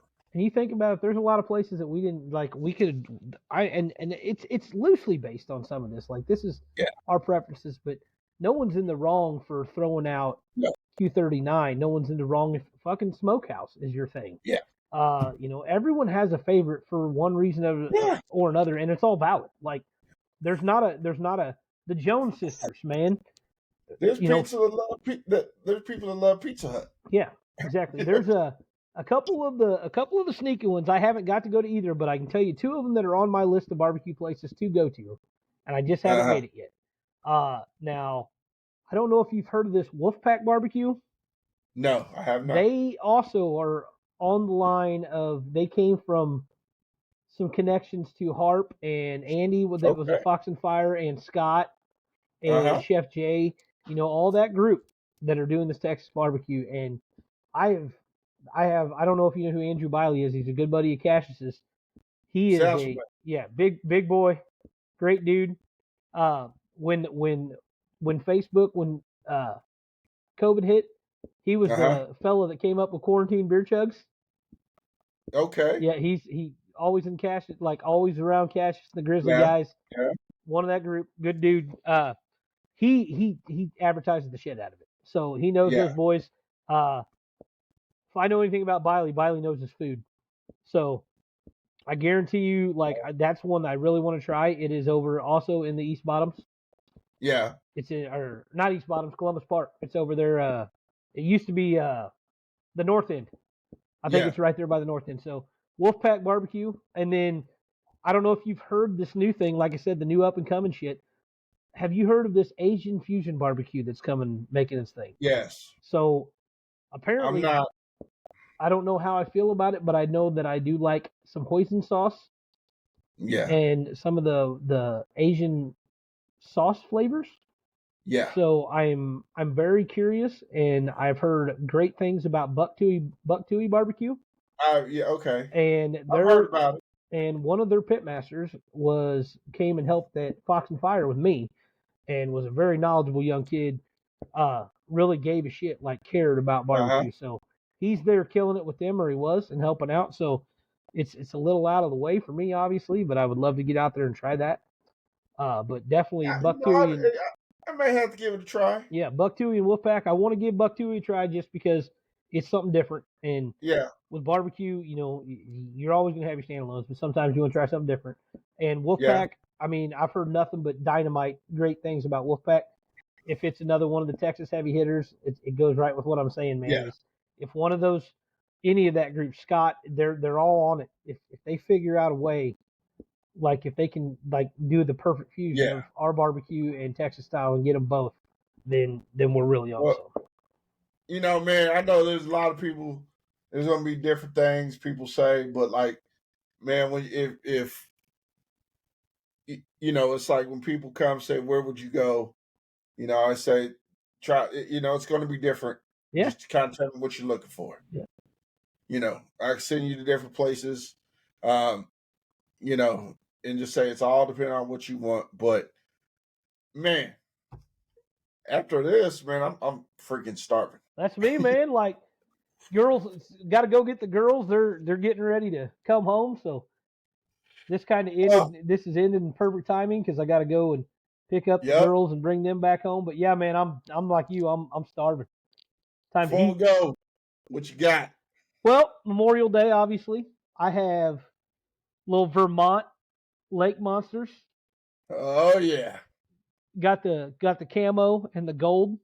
Yeah.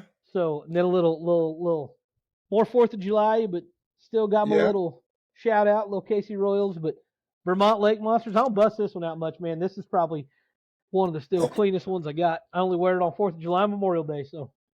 I went a little Mexican League. Ooh, very nice. Veracruz. You can't tell, it's like a coral color. Yeah, that's good looking. I like that. A little coral navy. It kind of gives off a light orange and pink, but it does. That's why I was kind of looking. I'm like, ooh. But one of the new ones, little side patch. Very nice. Oh yeah. Oh yeah. Well, shit. But now I'm hungry. I'm gonna go eat. Me too. You're gonna go eat. With that, we're out. Later.